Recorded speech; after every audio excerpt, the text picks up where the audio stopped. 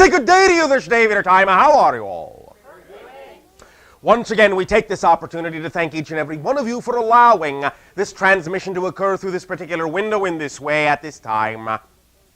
Once again, each and every time, this opportunity is allowed and co-created by each and every one of you. Our civilization gets an opportunity to experience through each and every one of you that many more facets of the infinite crystal of all that is, so we thank you for this gift of sharing.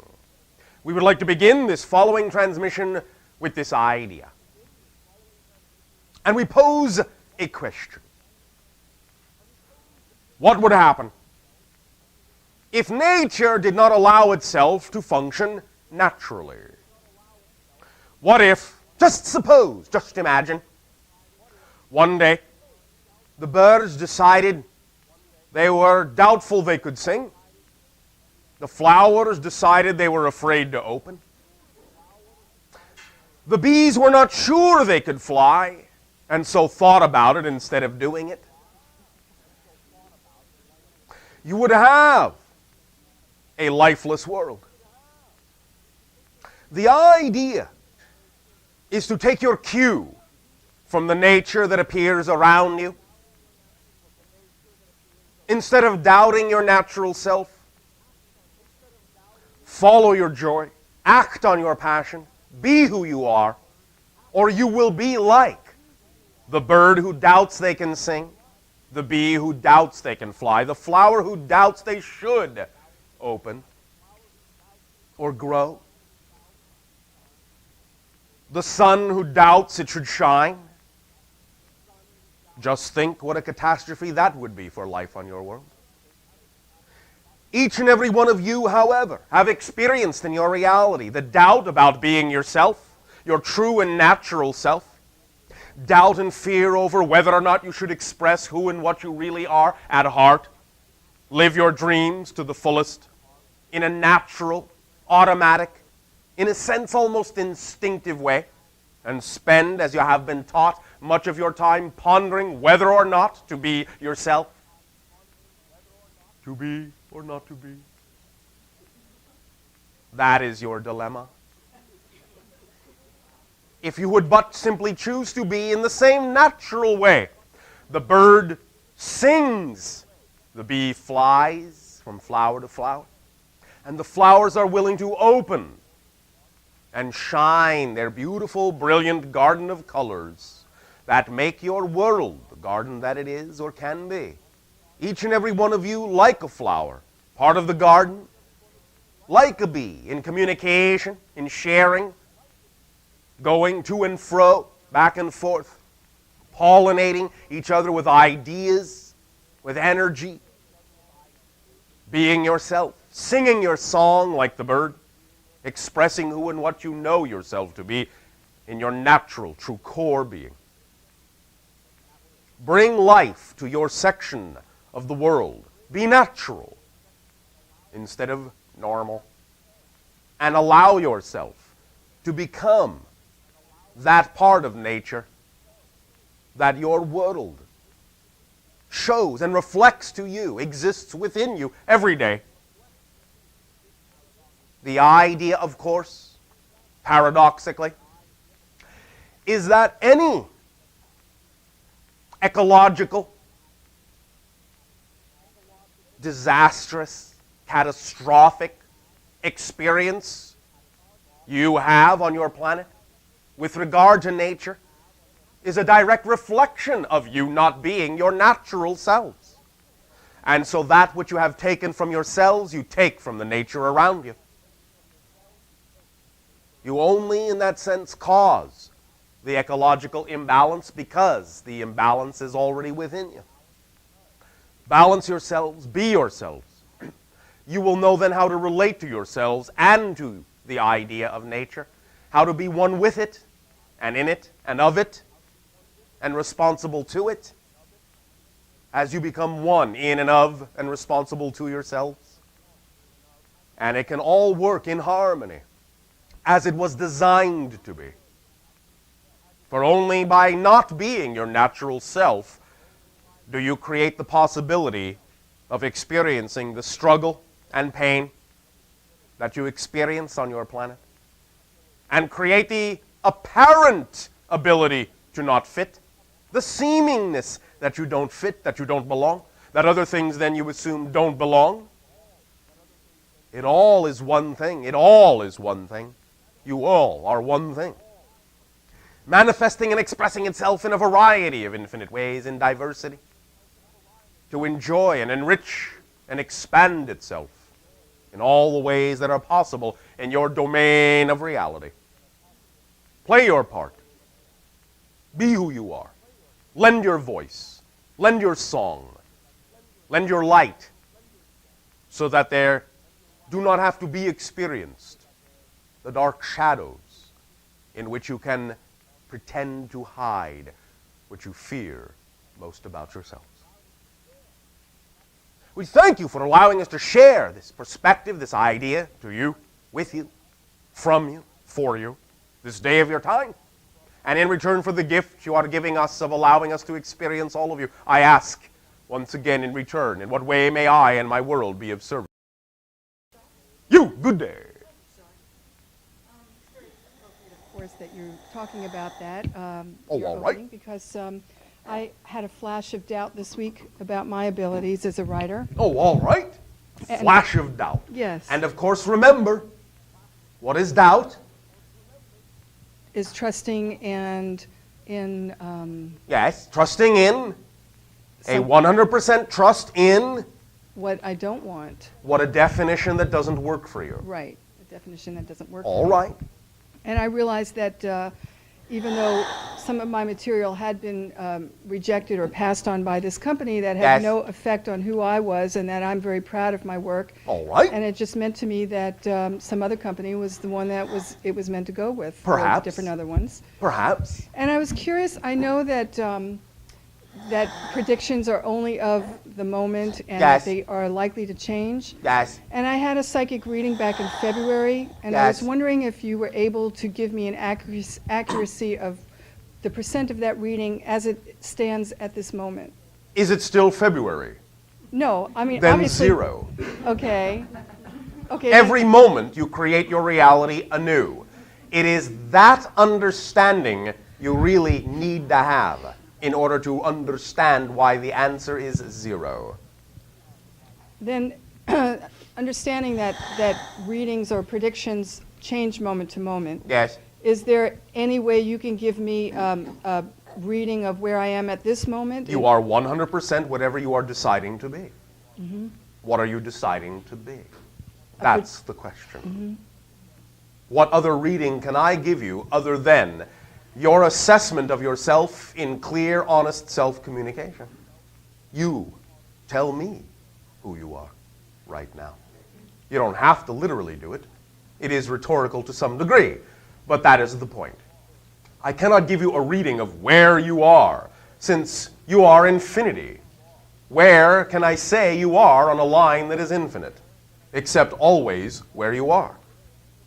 Do you understand? Uh-huh. This may seem cryptic, may seem poetic, may seem philosophical, but it is also quite literal.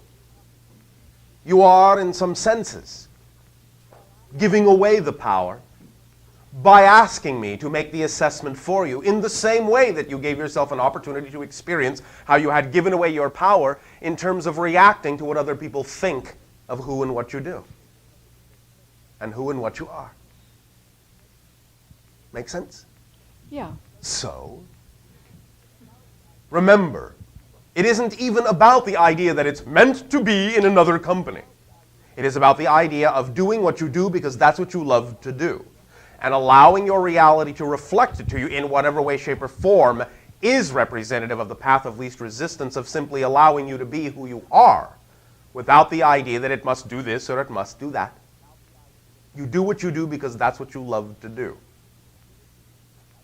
Well, I do it and I love it, but at the same time, I would like to be supported by it. Yes. You will be supported by it when you do it only because you love it. If you do it because you love it, but because you also need to be supported by it, it cannot support you because you need it to. If you do it because you love it, because it's who you are, and follow your excitement at any given moment, then whatever it is your excitement leads you to will in some way, shape, or form support you. But you must let go of your idea of what support is supposed to mean. You must relax your conditions on what support is supposed to look like. Otherwise, you cannot receive support as it may actually come. You may not see support for what it is, because you think it has to look a certain way and wear a certain suit. And thus you cannot necessarily recognize real support when it happens. Sometimes, for example, in a sense that someone may not want to participate in something you have done can be a form of support. Because they are supporting you moving in the direction that is actually representative of who you actually are. Supporting what you have deemed yourself to be. What you have defined yourself to be. So in that sense, it is support. But if it is a certain type of support you're looking for, a certain expectation of support, then you will not allow yourself to recognize support is already with you all the time. Because the only support any of you actually need is the support to be yourself. Period. No matter how that may come. So, of course, yes, be persistent, persevere, but not in the sense of struggle. The idea, again, at any given moment is to simply make the assessment, am I doing what I really, really, really love to do? Not because of what you think it will get you. Not because of what you think it must do to support you. Simply, do I have any other choice? Is there anything else I would rather be doing? If the answer is no, then just keep doing whatever it is you find most exciting for its own sake. And let your reality guide you without expectation. Do not disappoint yourself from the driver's seat.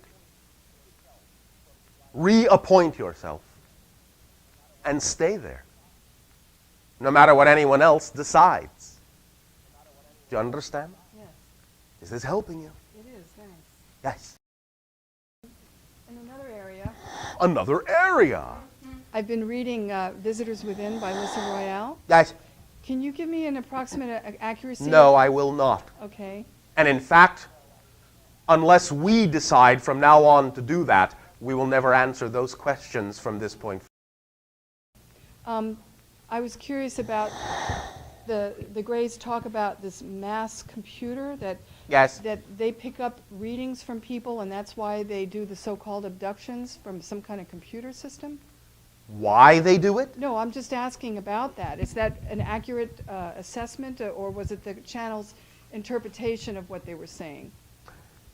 It is, in a sense, accurate, although you must understand that what to them is a computer may not be a computer to you.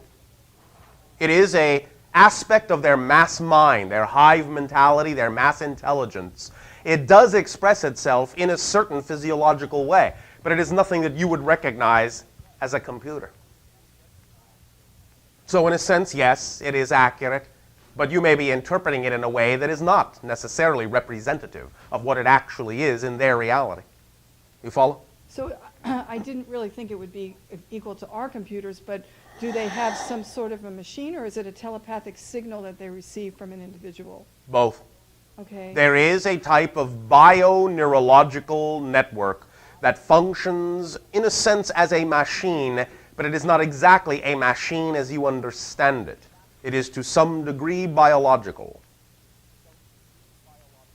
Okay. And I understand that they make blends of our DNA with their DNA to Yes. create the hybrids. Yes. Is there an across-the-board percentage of how much is human DNA? My, you love percentages, No, don't you? I'm just curious if it's a formula that they've reached, or is it each individual No. child is unique? Yes.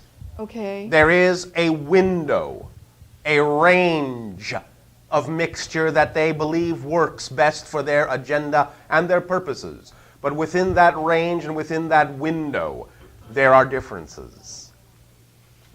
It will depend on many things. Is that sufficient? And yes, lastly, there was this week a brief clip of a video that's coming out about supposedly an interview with an alien that our government had which was videotaped, or Yes. with a group of aliens. Is this an accurate portrayal, or is it a hoax that this video is? It is an accurate portrayal. It is not an actual event. Okay. It is, however, an accurate recreation. Similar to the alien autopsy, and that That is less accurate. This is more accurate then. This is more of an accurate recreation. It is not the actual event, but it is an accurate portrayal. So did this man, Victor, that presented this video, did he have access to the actual event, or and then he recreated it on a video, or was he just making it up from a telepathic communication? That individual was not present at the actual event. The individual does not even necessarily know that it is a portrayal, though there are indications that he might. But nevertheless, it is an accurate portrayal, but a portrayal only. Will we, in the near future, get to see... End of conversation. You, good day, and then you, number two. Do you know who you are? All right, number one, good day. Hi, Bashar. Hi. Okay, I wanted to ask you, is that little face on the wall in my bedroom an alien? Define it and describe it. It has, well, the face looks just like, I don't know the name of, I don't know if it's the grays or the hybrids, with the big eyes and the little nose. In what way does this face appear to you? In what manner do you perceive this? What is the nature of the manifestation, is what we are asking. Well, like, it seems like something's watching me or just observing me. Yes. When you say the face on my wall, you are talking about in the a bedroom. phenomenology that is not always there, or something that is always there? Well, it's Part always of the been, wall or an energy perception? it's a part of the wall. Physiologically. Yes. Then in that sense, you can understand that as part of the wall, it cannot be what you would call an actual alien. Okay. Nevertheless, it may be that it is triggering in you memories of actual encounters and experiences. Wow. Do you understand? Yes. Because I just noticed it was there just the other day, so I mean, I don't know. That is simply an indication that your mind is now capable of, shall we say in your language, wrapping itself around more conscious awareness and remembrance of experiences that you are having, and therefore it is allowing itself to see in the patterns in your wall something that will remind you that you've had these encounters. Wow. You understand? Yes. Okay. My second question has Yes. to do with the very first channeling experience that I sat in on. The next day, I got a really, really dizzy spell. Yes. This is common. As Wow. individuals will allow themselves to open up new energy centers, allow more energy through themselves, sometimes it will literally have the experience of being disorienting. Because you are not used to handling that level of energy, it does literally disorient you momentarily until you get used to it and reconnect to your new orientation. This is a very common symptomology of new energy flow, of awakening to new levels of awareness and consciousness. Don't worry about it. Okay. Well, it lasted 2 weeks, so that's Yes. why I was really It is still a concerned. common symptom. Yeah. Sometimes in your world it takes time to get used to new levels of energy.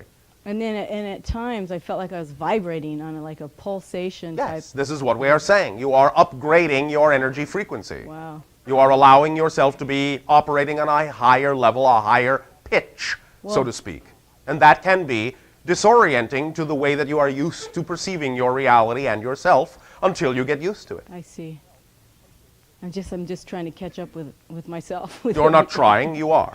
Okay. But yes, in your reality, again, because you think as a society in terms of polarity and dichotomy, then you create a difference, yes, between the idea of the old self and the new self.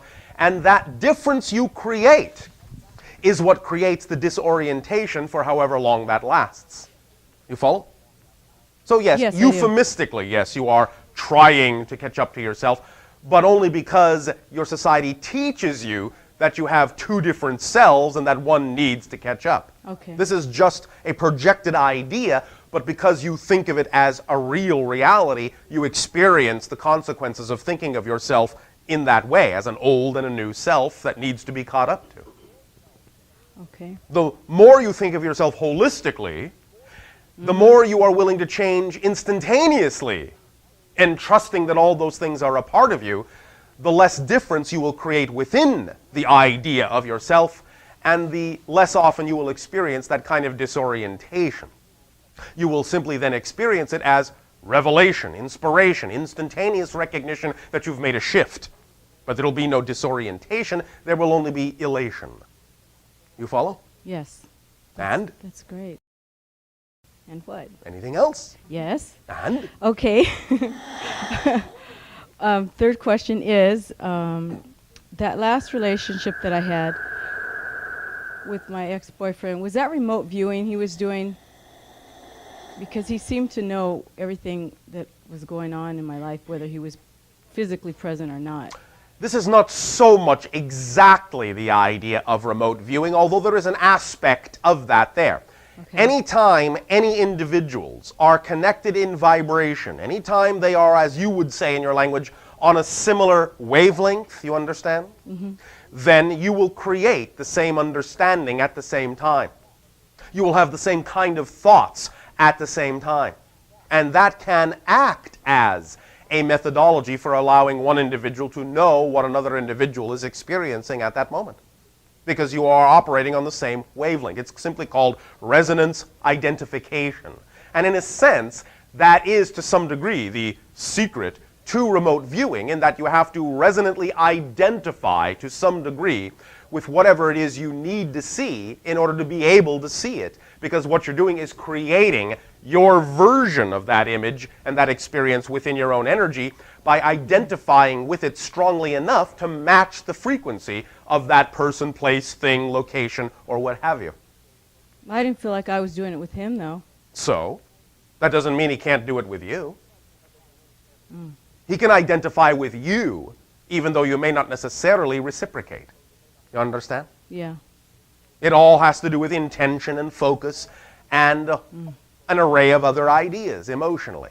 Nevertheless, in a sense, it is like unto the idea of, or can be said to be, a form of remote viewing, but it is not so much viewing as it really is simply junctioning, resonance identification, telepathic bonding, in a sense. You follow? Yes. Simply matching someone's frequency in the same way that you match the frequency of a program on your TV set, and therefore that's the program you see because that is the channel you have tuned to. Okay. I get Does that make sense to you? then? Yes, it does. Does that help you? Yes, thank you. Thank you. Number 2.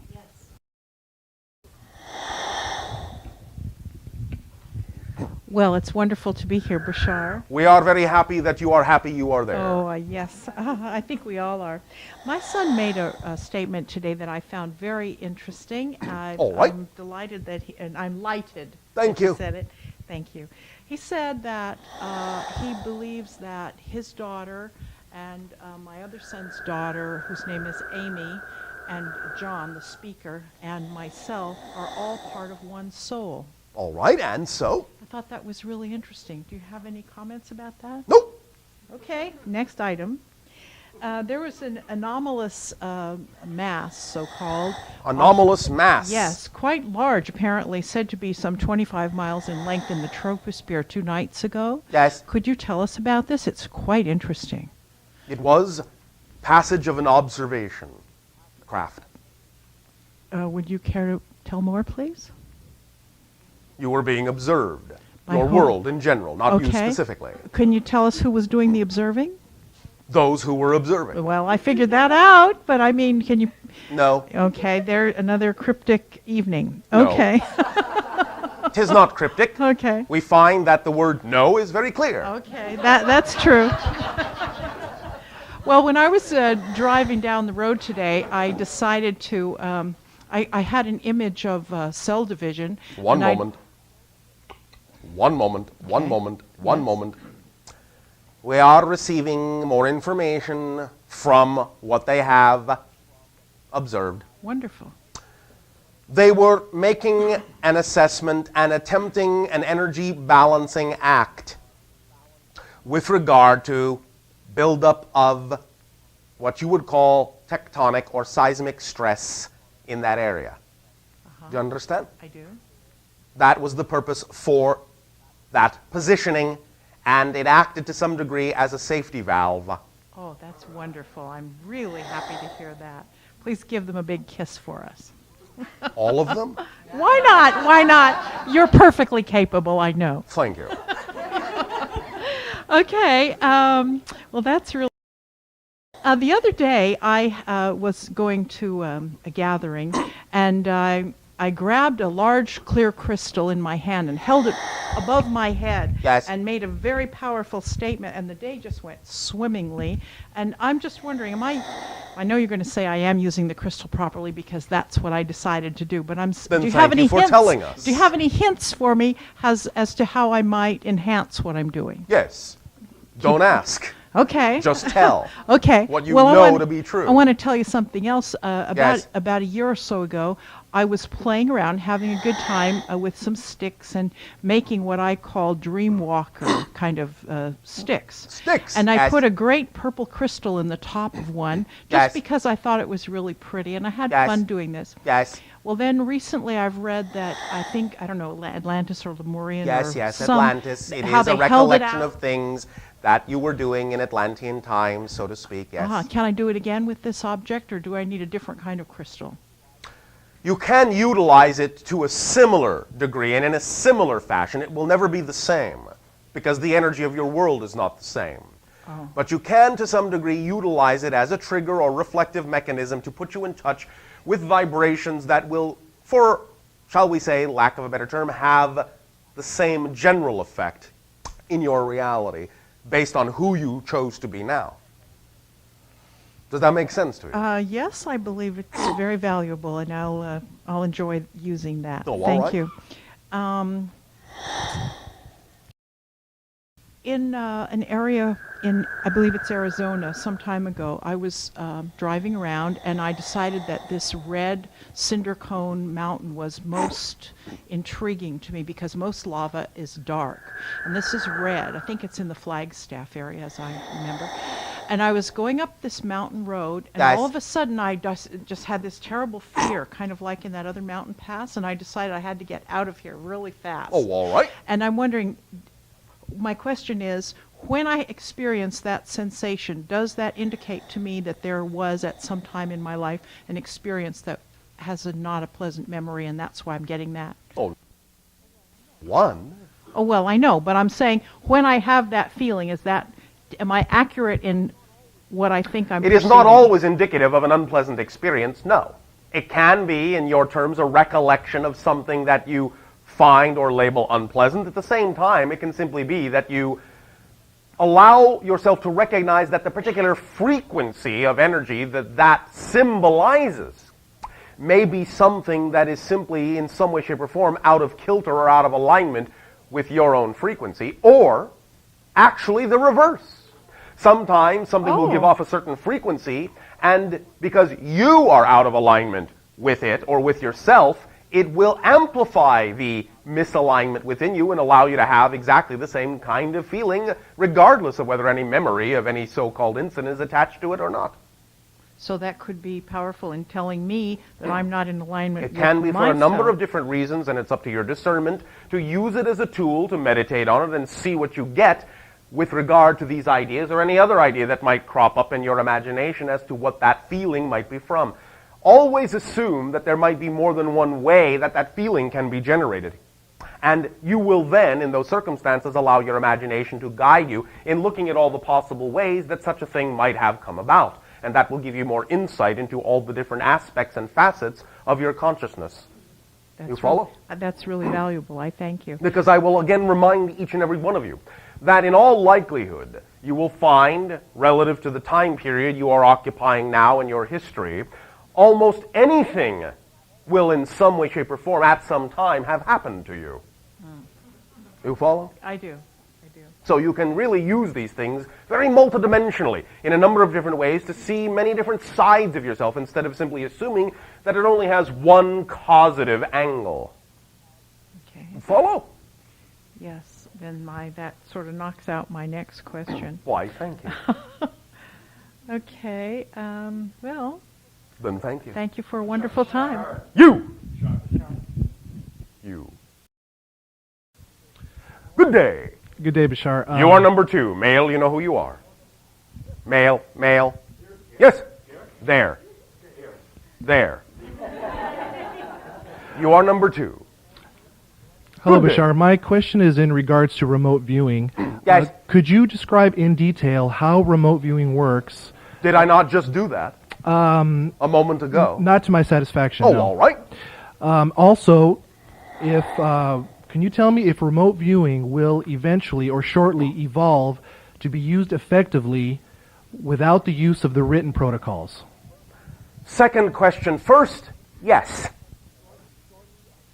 Shortly, right. shortly, I feel within the next 2 decades. When Oh, absolutely, yes. okay, And also, of course, do understand that there are individuals on your planet now, and have been individuals in your past, that instinctively understand remote viewing and do not need any kind of protocol. They simply go right into it.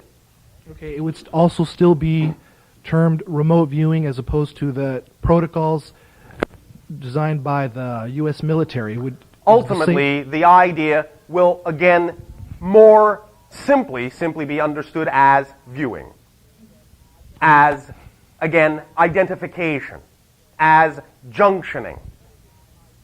There will be many different ideas that all say the same thing. And again, to go into a little bit more detailed explanation, there is a paradox to this.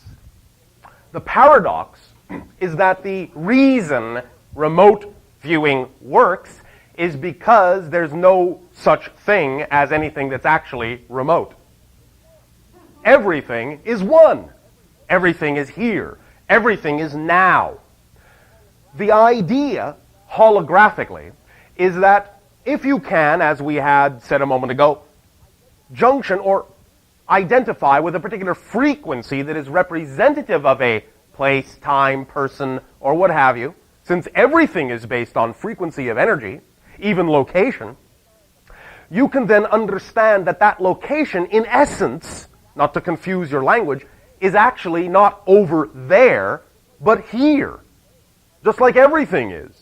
And so by identifying with it, you allow yourself to some degree to participate in it here, because it is here. You allow yourself to experience that location within yourself.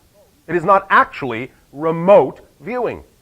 It is viewing from another angle here and now by identifying with it so strongly, by picking up on the correct frequency so accurately that you call forth from the collective now that particular angle, that particular perspective, that particular experience, and can then reproject it as if it were actually over there, but you know it really is not. That's a little bit more of an explanation. Does that make sense to you so far? Yes, it does. Does that help illuminate the idea a little bit more clearly for you then? More so today than yesterday. Oh, all right. Is Also, there any other aspect of this you wish further clarification of? just could you tell us a few remote viewers from our past? Name a few names that were actually remote viewing as we know it today. Unlike Jesus, Buddha, Krishna, Wovoka, many, many others that you would call ascended masters, even many indigenous people, naturally, can, in your terms, remote view, what you call shamans. Sometimes it is very natural for many children to simply do this instinctively because they have not yet been taught how not to, because they instinctively know everything is here and now and one. Everything in that sense is real to them, therefore it's very natural for them.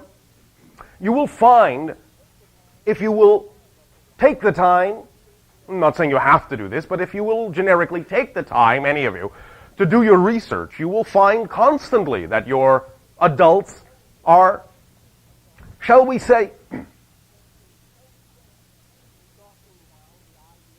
knocking down the idea of what children say they see, of what they experience, that are, in your terms, at a distance. Also, any individual under certain circumstances and conditions, such as that which requires great overwhelming need or desire, will instantaneously, spontaneously remote view, such as cases where you know that a mother instantaneously knows that her child is in danger many miles away. You follow? yes. These kinds of things are simply trigger mechanisms. These states of being are simply trigger mechanisms that allow you, in a sense, to get out of your way in terms of creating the reflective structure of physical reality illusion and allow yourself to collapse that whole thing into the true here and now and simply see and experience only that aspect in totality that is germane to the frequency you happen to be on at that moment. This is the very fundamental underpinnings of all such things as telepathy, remote viewing, psychic functioning, what have you. It's all basically stemming from the same thing, and that is resonance identification. Because space and time are just concepts that are only different by the frequency they exhibit. Location is not really over there. Location is a frequency idea. An object doesn't actually exist in a particular location literally. Location is one of the properties of the object. One of the properties of the equation, the vibrational equation that you translate in physical reality terms as an object over there. But that's just an equational projection in the same way that you have a reflection in a glass mirror. You know, in a sense, the reflection is not really over there, because the reason you see it is because all the light's coming back to you here. It's not really over there. There's nothing in the mirror.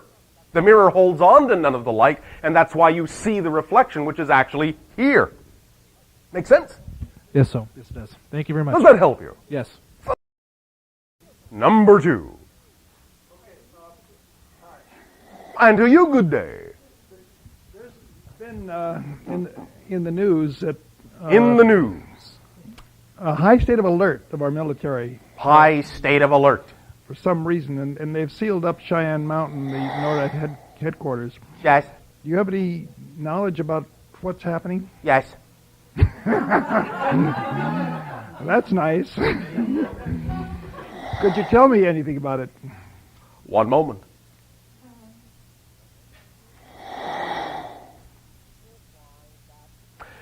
You'll find that some individuals became aware of an acceleration in the agenda that you would call extraterrestrial.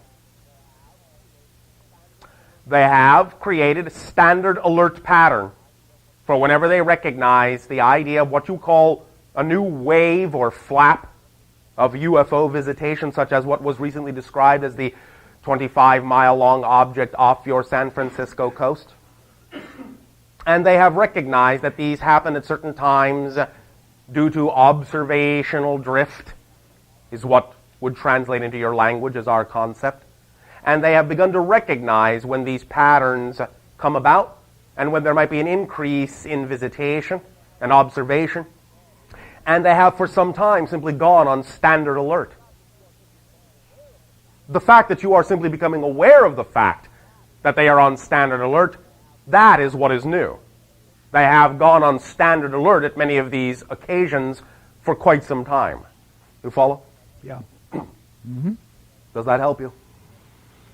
Yeah. Is that related to a lot of the UFO sightings over Arizona in the last Yes. month? Yes. Is that sufficient? Yes, thank you. Thank you. You. Good day. Good day, Bashar. I have three. Thank you. Three people I'm working with that I would like some help with. People that you are working with. Yes. In what capacity? There's a child with an autistic condition. Yes. I have facilitated a repair in the magnetic field.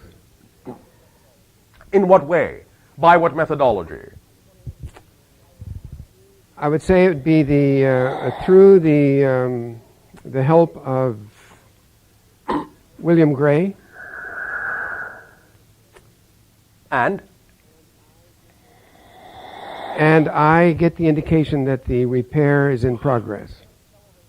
to some degree, you have accelerated certain ideas, but there may need to be further adjustments, further experiences that will allow for a full knitting to occur.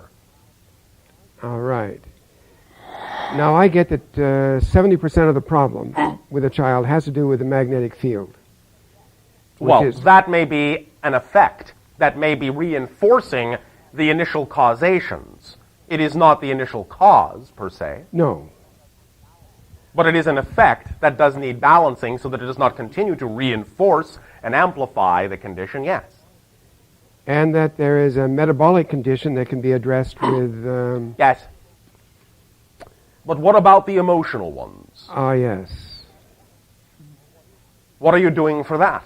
Or what is being done for that by someone? This is an area that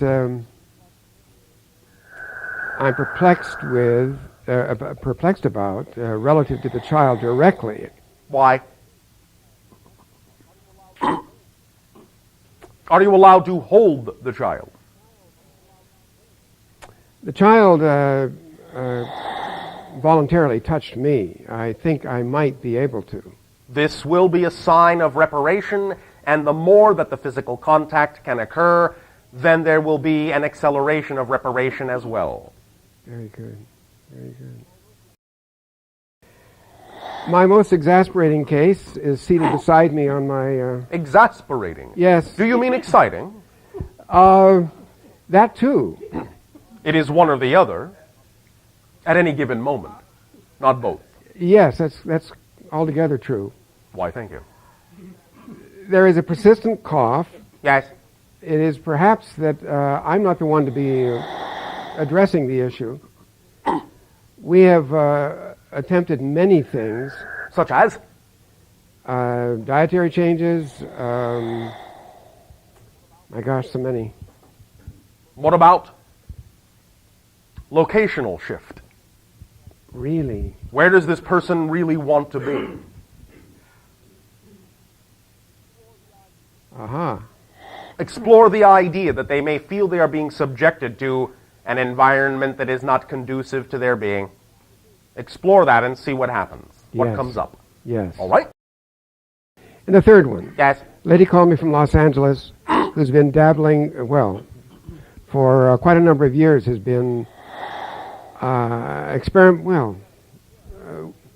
Dabbling, experimenting. undertaking work with Kundalini Yoga Yes. without guidance.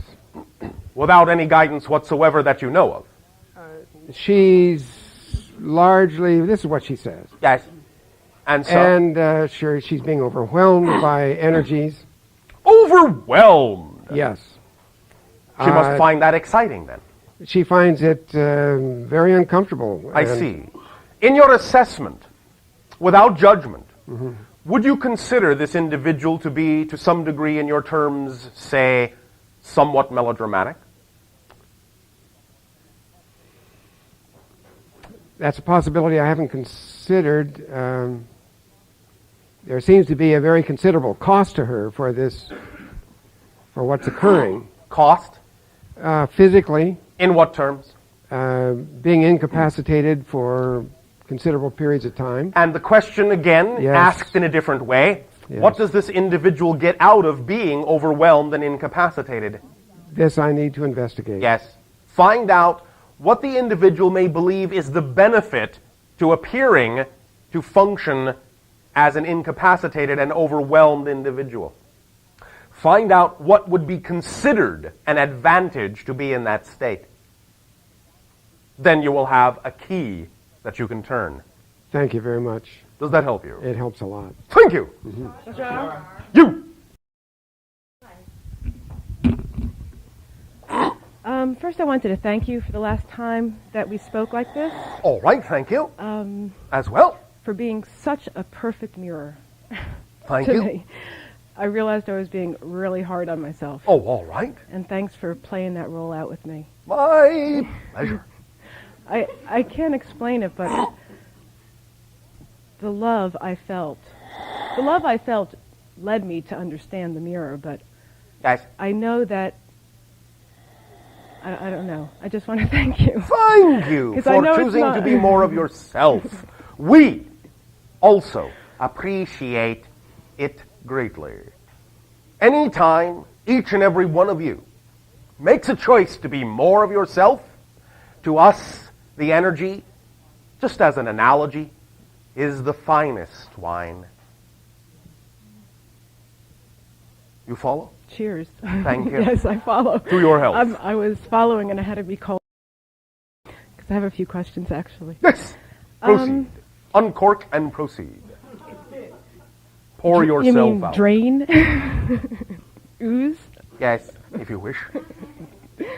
About 2 months ago, And the Oz. the only way I'm just going to use words, but I don't know if I'm going to explain this properly, but Well, you've used a sufficient amount of them explaining that you're trying to explain, so why not just continue? I will. Thank you. The only thing I can describe the experience is that I fell into my heart All right. as far as That's poetic. when and yeah, apt. I know. It sounds trite, but Why? It is poetic and apt. okay. I hear you. Thank you. And I would say shortly after that, I started falling. It would like go from my mind to my heart and then into my navel. Yes. Connecting And the chakras. yeah, but what happened about 2.5 weeks ago, Yes. my mom had a heart attack, Yes. or a heart awakening, as I told her it was. All right. And at the time I got the call, I was in a very deep meditation. Yes. So, and I've been around heart patients, so it didn't scare me.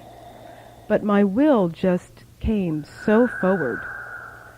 All right. And for about 2 weeks, monitoring it from here and then going to be with her, Yes. it affected like everyone I came in contact with. Yes. And I have a question about will. I mean, it was interesting because intuitively I just pulled out Castanada's books again. Oh, all right. What I was experiencing during that time was it was so multidimensional and there were so many people being affected, Yes. and somehow I was monitoring it, Yes. that I needed more information on how to run my physical energy. And you know how Castaneda talks about the assemblage point Yes. and that type of thing. Yes. And he does say somewhere in there that why he likes the little smoke is because this type of energy actually fries your body. It's hard on the body. Which That depends. Which I don't believe. But I was It experiencing... is, shall we say, to some degree capable of creating the experience of burnout if the intention is not clear. Mm-hmm. But if the intention is, no burnout occurs. Nothing is hard on the body in that way. Right. I found myself tired in a certain way, but still having a lot of energy to keep it going. Yes. And so what I was wondering was if there was, since you're a physiological being, if there's Yes. any type of technique of working the energy in your body other than breathing or getting body work or doing yoga, or Yes. that you can share. Yes. Thank you. You will find that one very valuable and very quick technique for aligning the intention, grounding the self, and bringing all the chakras into shining agreement will be what you will witness in the beginning stances, the physical stances, or the positions adopted by what on your planet are classically referred to as sumo wrestlers. Okay. If you will observe the ritual of how they first will plant one foot and then the other foot with hands on thighs, with the accompanying sound from the gut, from the belly, from the throat, all in alignment, you will find that this will be a very aligning, purifying, cleansing, and clarifying technique. Then with the idea of allowing yourself to meet head-on whatever is coming at you energetically, but at that point then being not confrontive, but completely synchronized and meshed with the frequency of the energy. You and the energy will become one, there will be no difference, and you will find yourself standing stronger than before. Yeah, I actually had that experience. Oh, well, thank you. Somehow I knew to see no conflict, and there were a Yes. lot of conflicting things. Yes. In old labels, Especially yes. with people being really afraid about Yes. it. And not understanding why I didn't jump on a plane immediately. Yes. Well, this is in ancient language on your planet called the warrior's stance, the warrior's secret. And you instinctively know it because you have been a warrior several times. Yeah, I guess I don't really relate to it as in a warrior sense, but We are simply using the old term. Is Castaneda put out some videos where they show the exercises? I think it's called Ten's Integrity or something like that. Tensegrity. Yes. Is that... There is a similarity to tensegrity. It is not identical, but there is a similarity, and tensegrity is to some degree based and an offshoot of the very simplistic example we have already just given you. Okay. Would it be better just to stick with sumo wrestling? That's or up to you. Could I combine? You can do that, or Okay. you can create any combination of these ideas that work Right. best for you in your present assessment of who and what you are. Okay, I had one more question. Yes.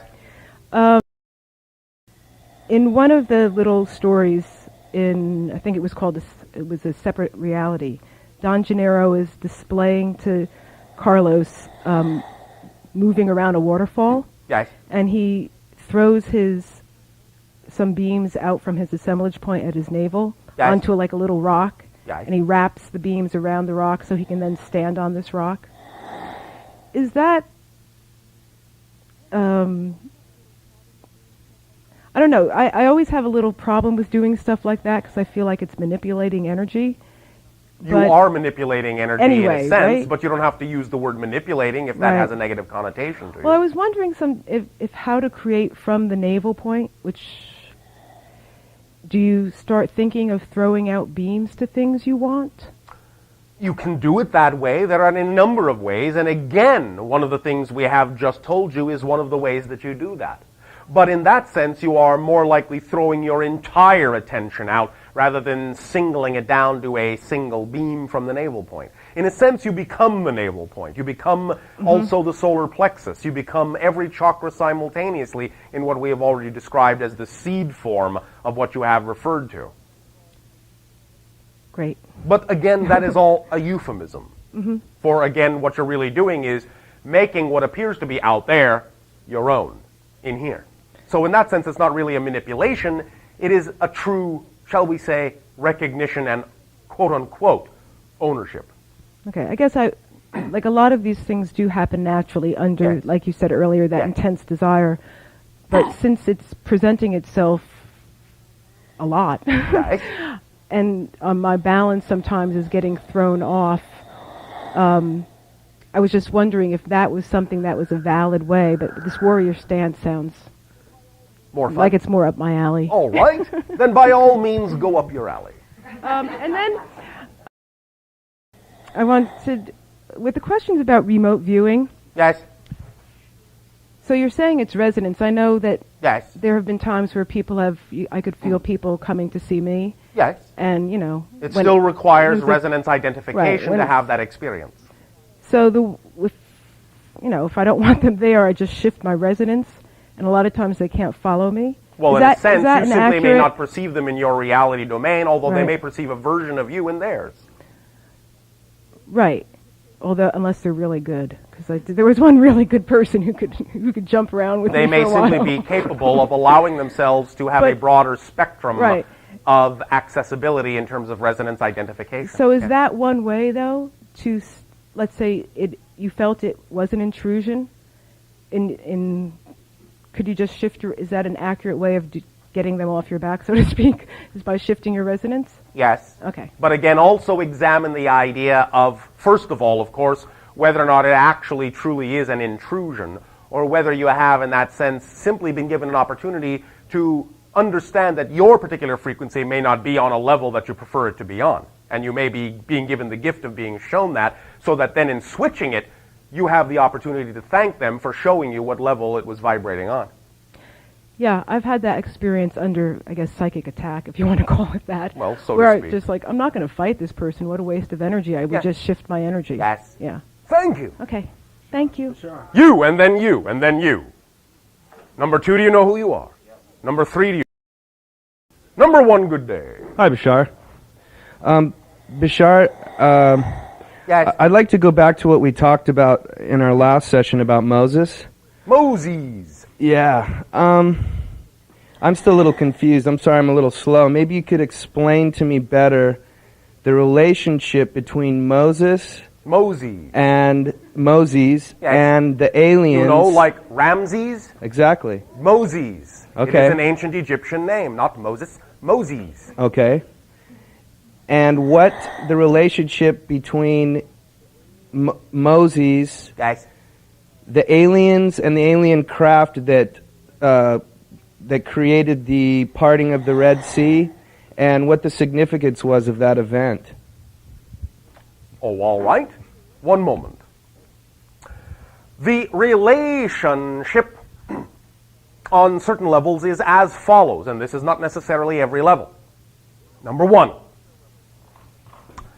it is generally recognized and understood that what you call the Hebrew nation is to some degree one of the offshoots of an ancient Orion stream that in the original Orion language is Chuva.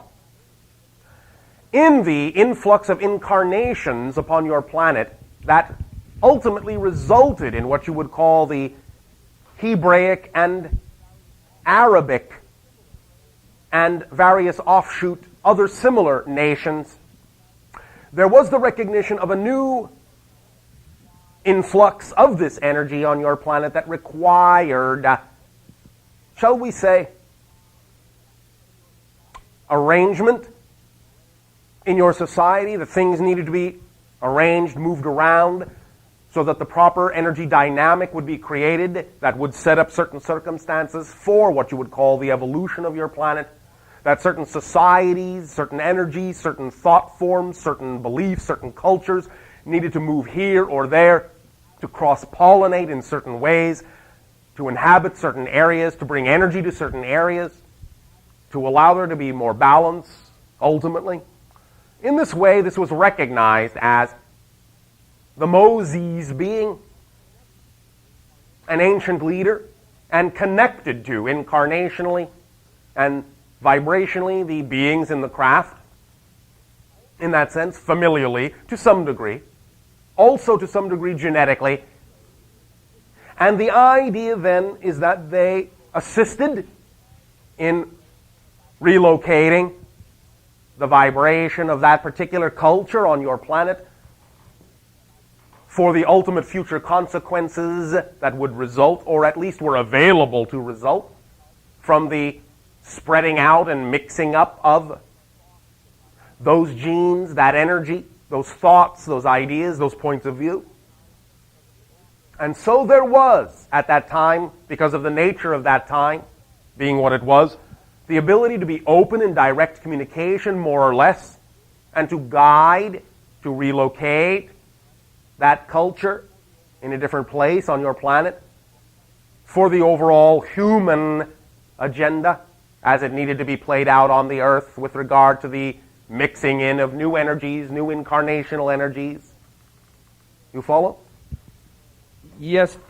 You know, we've also discussed before a long time ago that also part of the reason of the negativity here on this planet is not only the polarity and the densification of our atmosphere, but also because of incarnations from the Orion constellation. So I'm wondering, is a lot of this because of what was created here, there was somewhat of a responsibility that was taken on by some alien races, and in fact even Moses was a representation of that, and that he was actually trying to help to correct that as much as possible. Though he was not informed of the entire agenda, at least not in terminology that was understood by the extraterrestrials. Yes. A little bit different, but somewhat. For the purposes of the illustration, yes, it is sufficient. I'd like to move in another area if that's okay. Do you wish us to part any seas for you? Yes, definitely. Oh, all right. Are there reptilians involved with the Galactic Federation? No, Why not not? directly, no. Why not? It is, in that sense, not who they are. It is, in that sense, not their vibration to be. They are not in that sense a cohesive civilization, as you would understand that, in the way that is representative of those that are in what we call the association of worlds. It is, in a sense, an attached civilization, energetically, a limbic offshoot of the gray civilization, genetically engineered, and part of the collective consciousness of the grays that represents their primal level. In that sense, they do not function as a cohesive civilization, but as an appendage to another civilization. You follow? Yes, that makes sense too.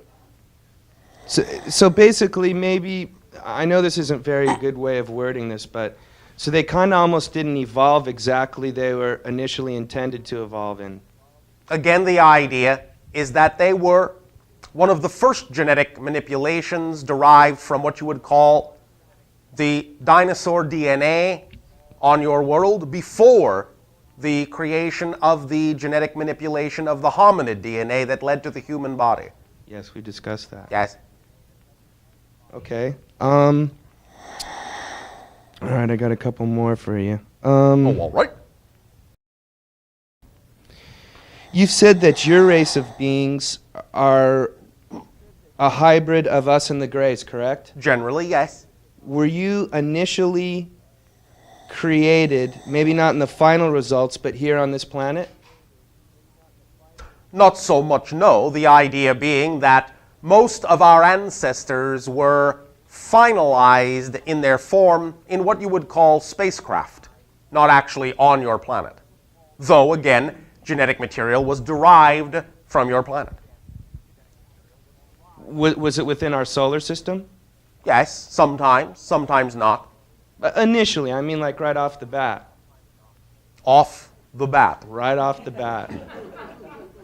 There were stations that were set up in your solar system for the initiation of the hybridization experimentations, yes. And at the same time, on spacecraft that traveled out of your solar system as well. Okay, thank But you. not exactly on your planet, except in some rare instances where certain adjustments needed to be made, and it was deemed necessary that they needed to be made within the planetary environment, within the planetary gravity, within the planetary atmosphere, in order to give the genetic spin what it needed to have. But those are long over with in your term. Okay, Bashar, Yes. are there any Anunnaki either here physically on Earth or communicating telepathically with anyone here? Not in their original form contemporarily, unless you are referring to the Greys as the devolved result of a certain branch of Anunnaki. Okay. Did you understand that already? Yeah, somewhat. Maybe another faction then.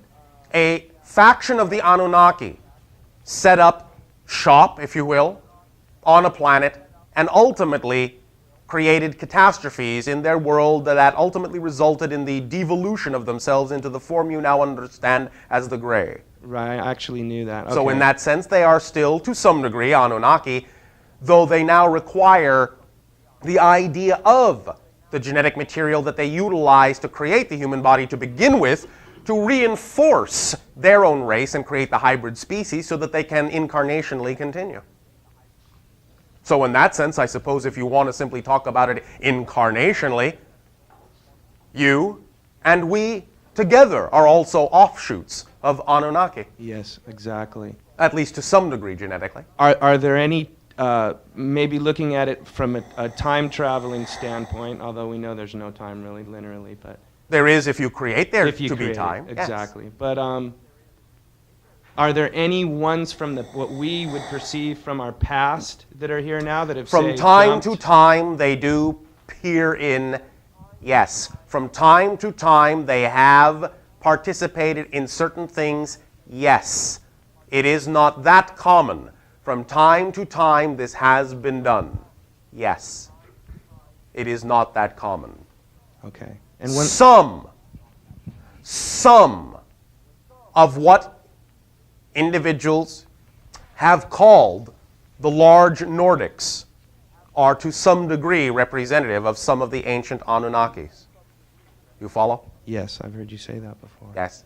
Does that help you? One more question, please. Oh, all right.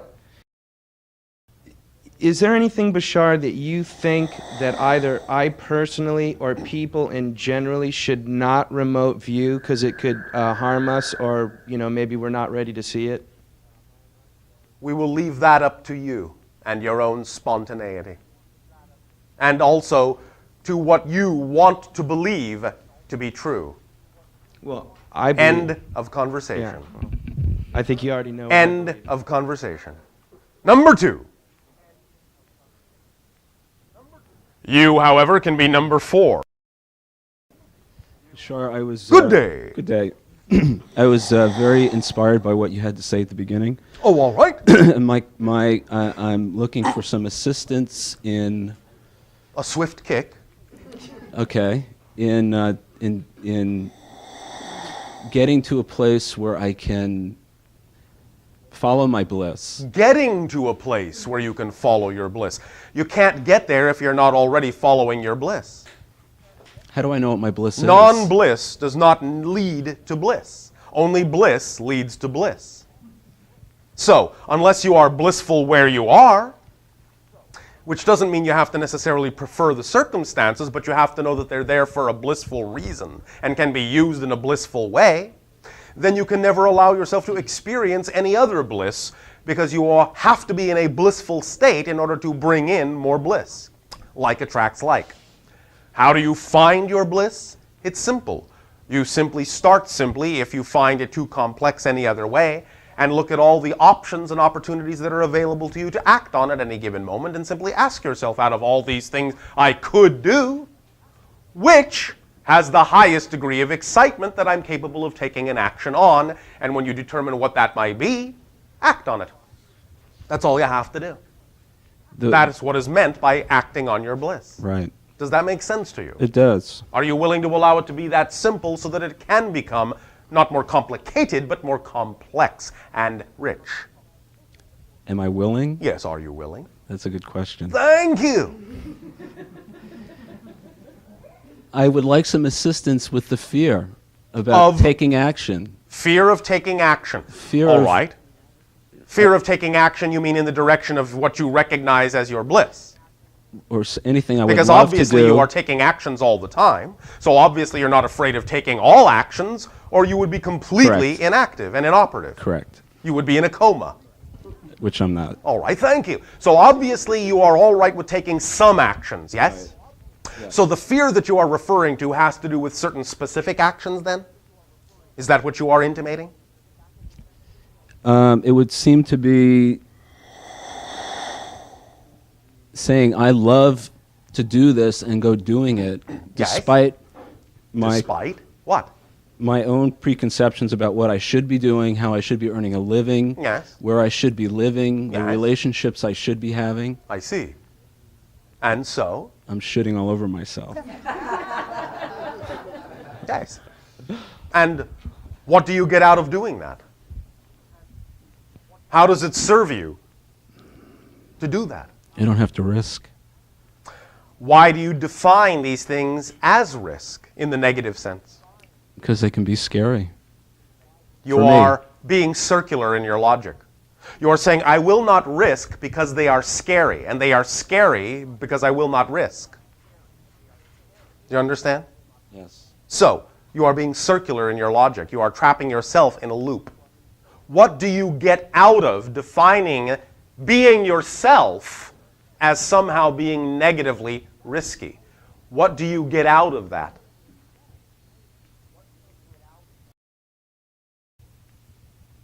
I don't know. I have to think about that. You are implying that it makes you feel safe. Yes. Yes. All right. Well, safe is relative. Are you comfortable doing things today that you were uncomfortable doing yesterday, metaphorically speaking? Yes. Well, will you then be comfortable doing things tomorrow you are uncomfortable doing today? Yes. Well, then you have many times, and you know you will many times more, become comfortable doing things that were heretofore uncomfortable. Yes? Yes. At any time, that you finally decided to become comfortable to do something that was heretofore uncomfortable, did you perish? Did you die? Did you cease to exist? No. No. Then why do you choose to assume that you will? That's another good question. Thank you! Is it a degree of magnitude? Are you making comparisons? Well, this I could see myself becoming comfortable with, but not that. That's too much. Is that the case? Or is there something else going on? I think that's part of it. All right. Well, you see, it all comes down to definition. That's all it comes down to. Again, it is a three-part process, if you wish. Choice is based on motivation, is based on definition. What you define to be true forms the basis for what you're motivated to do and forms the basis for what you actually choose to do. Right. So if you find yourself choosing to behave in a way that you really do not empirically prefer, with what you may call your ideal vision of yourself, you do not prefer to behave this way, yet you do continue to behave this way, then what that says is that you are motivated to behave this way. And if you are motivated to behave this way, it means you have a definition that says this is the best thing to do. Best meaning most pleasurable, least painful, because that's the only thing that motivation is based on. Most pleasurable, or what you perceive to be most pleasurable out of all the other choices, and what you perceive to be the least painful out of all the choices as you define them. So if you are behaving in a way that ideally you know you don't want to keep behaving, then the only reason you would keep choosing that is because you are motivated by your definition to assume that to behave this way is somehow more pleasurable and less painful than behaving any other way. But that's not because it is empirically so. It's only because you've been taught to define it as so. And definitions have absolutely no more solidity than you choose to give them. Because there is no physical reality except your definition of it, and that's what physical reality is. There is no physical reality in the same way that you actually have nothing in the mirror at all. There is nothing in the mirror. The reflection is here. Otherwise you wouldn't see it. If the reflection only came halfway back, you wouldn't see it. The mirror would be black. But because you can see it, that tells you the mirror is holding on to nothing. It is giving it all back to you. Therefore, the mirror is actually nothing. Physical reality is such a mirror. It gives back to you totally what you give off. So there is nothing out there to contradict you. Nothing. There is no physical reality empirically. Nothing. Nothing, nothing, nothing, nothing, nothing. It's all based on your definition. Fear. Fear, as we have said, is a tool, is a self-regulating tool. Fear can be used in a very constructive way. Again, by analogy, in the similar fashion to what you call piano tuning on your planet. You are playing a song. You find it harmonious. Suddenly you hit what you call a clunker, a sour note. A key is out of tune. Do you panic? Do you run away from the piano, hide in the corner and say, I will never go near a piano again? No. You say, aha! I will now tune this key so that it is in harmony with the other keys. Fear, literally, is the sour note, is the discordant key to let you know, aha. You flow your energy through your beliefs, and that's what creates the manifested reality you perceive outside yourself. But as you flow your energy through your beliefs, you either flow them through beliefs that are in alignment with your truth, or you flow them through beliefs that are out of alignment with your truth. When you flow your energy through a belief that is out of alignment with your true self, you experience the result as the sensation you call fear. That's all it is. It's telling you, wait a minute, you are feeling this sensation now because this is telling you that relative to the circumstances you perceive, you have a definition about the circumstance that is out of alignment, not in alignment, out of sync, out of tune with your true self vibration. Find out what that definition would have to be in order to be out of alignment. Find out what definition you would prefer to believe. And when you find out what the original definition is, that you're flowing your energy through that created the discordant feeling called fear, and then you discover what belief you would rather have, it will automatically replace the other one. You will flow your energy through the new belief, and you will experience having transformed the vibration of fear into the vibration of joy, because it's all the same energy. It just depends on what you are filtering it through. That is how you can use fear anytime you feel it constructively. Don't deny it, don't run away from it. Feel it and rejoice that you have felt it, because now you're going to discover something about yourself you didn't know. And the second you use fear that way, you will instantaneously make it less fearful. Does that make sense? Yes, it does. Does it help you to understand how to be more in the now? I think so. Yeah. Then use this technique and allow it to work for you. Because that's all physical reality is what you define it to be, because there is no physical reality. Right. Make sense? Yes, it does. Does that help you then? Yes, it does. Can I ask you one other question? I suppose you can, since you just asked one right there. The Urantia book. Yes. Do you have any opinion about that? It is one interpretation of certain concepts that translate perhaps into certain ideologies better than others. In that sense, again, you will find, take what works for you, leave what does not. All right? Thank you. Thank you. Number 3.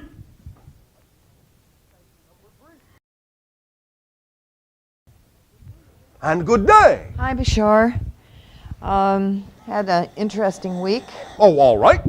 Wanted to share last week, I had shared with you that I was living in all this paradox. Yes. And then I was with Stephanie on Saturday, and we got talking about that, and she said, do you understand how to use the power of paradox? And I said, no, I really don't. Oh, all right. And so then about Tuesday this week, Yes. I was talking with a friend of mine on the phone, and he was, when I expressed about the paradox, and he said, gee, I've been living in a lot of that too. Congratulations. And, yeah.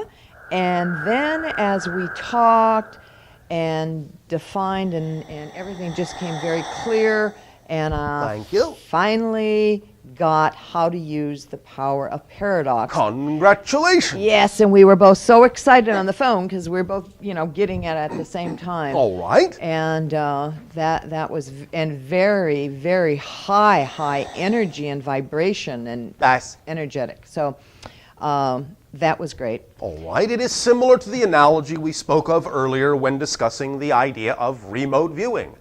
The power of paradox here is the recognition that remote viewing is not remote.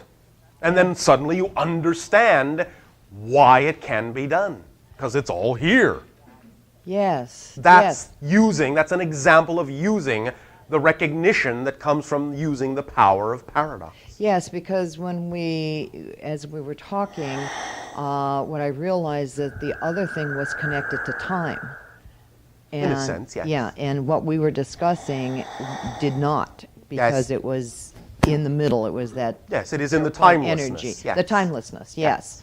And it really came into Because it's in the focus. eternal now. Yes, and that became very, very clear. Why, thank you. And then he called me on Thursday and said that he has really experienced his experience of being in the now and understanding in totality what that was. All right. So he's very excited about that. Oh, all right. Then I also, when you're talking about the viewing Yes. and being in that paradox then, Yes. The Tesseract and Yes. going into the other parallel realities and all of that, then Yes. I'm feeling as you were talking about all this that this is similar but somehow a little different. Well, it is a particular or specific manifestation or one particular modality of expressing paradox in a geometric form. Okay, but how is it similar to the viewing? I get that the remote viewing is then very similar to it, but going into the It is a matter of perspective, angle. So in this sense, the Tesseract is representative of different angles that allow you to peer into different realities, even though it all seems to be the same box that you're looking in. Yes. Again, it is holographic in that sense. So it's the same as remote viewing? It is one way in which remote viewing can be experienced because it is another analogy of the same technique. And that is simply shifting frequency, changing the angle of view to allow yourself to see what is actually here that you heretofore thought was actually there. Okay. The box, the Tesseract, Right. the hypercube, is one way to geometrically express another technique for understanding that everything you thought was there is here. Right. So in that sense, it is, or possibly can be used as a catalyst for the concept of what you call the experience of remote viewing. Yeah, and if you're doing it from the 0-point energy and with Yes. this here and now. Well, in a sense, if you're really doing it from the 0-point energy, you don't even need the Tesseract because Yeah. you're at the 0 point where everything Yeah. is. Okay. You follow? Yes. 0 point is yet another idea. Idea. Right. So, okay. Does that help you? On Saturday I picked up this cube Yes. that is made out of lead crystal. Oh, all right. And so I purchased that because that was quite interesting, and for the idea, it helped me hone in the idea of the Tesseract Yes, a little very bit good. more. Because you can peer through it and see the perspective, and it will give you a little bit more of a three-dimensional rendering of the idea, yes. Right. And then I took it to a friend of mine who showed it to this guy that does my faceting on the stones. Yes. Because I have a feeling a resonant frequency for me to maybe have it made, I'm thinking about having it made in the faceting of just the corners of each face. And that, because that's how this other one was done. Yes. And with the stone, with using the green stone, All a right. clear green stone. Yes. And I felt that that would. All right, have a good time experimenting and exploring. Yeah, but this is great. Oh, all right, yes. Then the other experience that I had with, continuing experience I'm having with this bird. Yes. And on Friday when we had talked about it, he didn't show up Saturday and Sunday, so I thought, well, gee, maybe my conversation with you had, sort of corrected it. Anyway, Monday morning, he was back at the window again. Took off for the weekend. Yeah, he took off for the weekend, is right. And Back to business as usual. And so I sat and... I just gave you the clue, and that's all you're going to get. Oh, I was just sharing... I know, but I gave you a clue, and that's all you need to say. But I already picked up on that. Thank you. Then it is a reinforcement for you. Do you have another subject you wish to talk about? Okay, I didn't need that reinforcement. I was sharing information. We are giving it to you because you didn't need it. Oh, okay, thank you. Okay. Yeah, there was one other.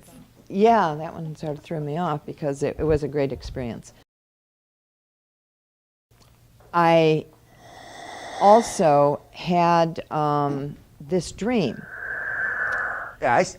That was rather interesting. I was in my car. Yes. Very fast car. Yes. And I was going to, it was a long hill going down, but I was at the top and just a little bit into it, and I was going to make a left-hand turn. And then there was this other car that was coming up the hill, and he looked like he was just going to go to the top, and all of a sudden he decided to make a left-hand turn his left coming, which would come directly into me. All right. So I thought, well, I better go down the hill because he's going to come right into me. All right. So I went very, very fast down the hill. Yes. And my car was faster than his, his vehicle. Yes.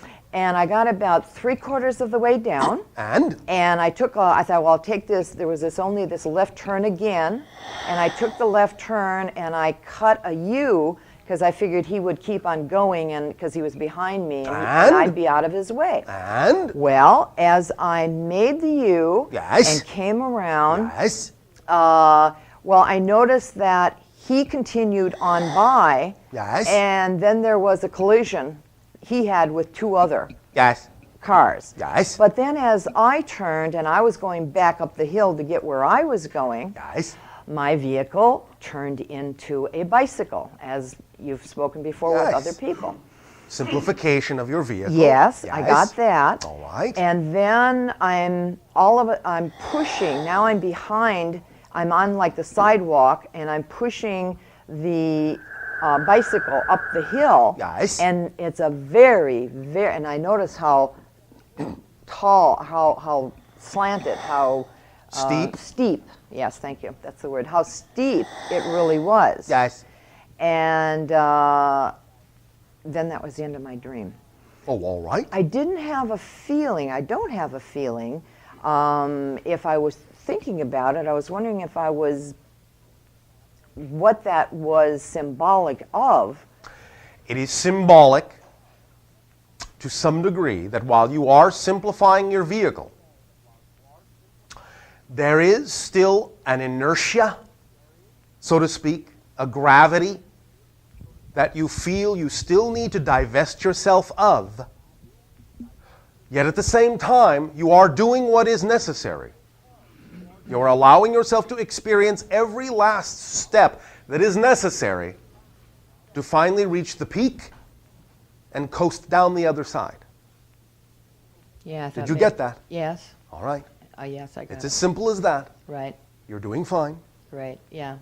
Thank you. Does that help you? Yeah, it does. All right. And we give you one more playful idea. Okay. And we'll see what you do with this next time we communicate. All right. Next transmission. Right. Paradox, Pandora's box. Whoa, okay. Number 4.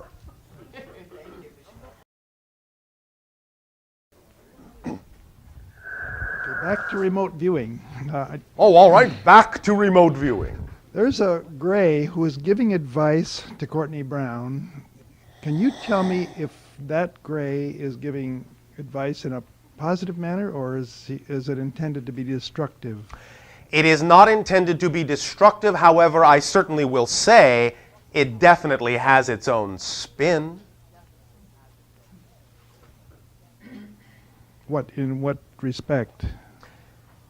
With regard to what needs to be perceived of it, rather than tell you with what respect from the Gray's perspective, with regard to what needs to be perceived from the human end, it is once again about focusing and sharpening and honing the sense of discernment in the act and experience of remote viewing. So you are being given purposely a spin to see how on track you can remain. I don't quite get it. I know you don't, and that's part of your difficulty. I'm not going to give you any more than what I just said to see if you have the ability to have the discernment to understand us clearly.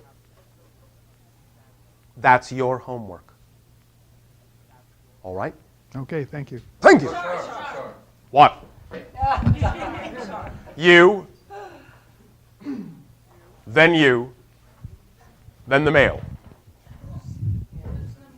You, number 1, number 2. Do you know who you are? Good day, Bashar. Number 2, do you know who you are? Yeah. Thank you. Number 3, do you know who you are? You think so? All right. Number 1, good day. Good day, Bashar. I've been living with a man in Atlanta. Yes.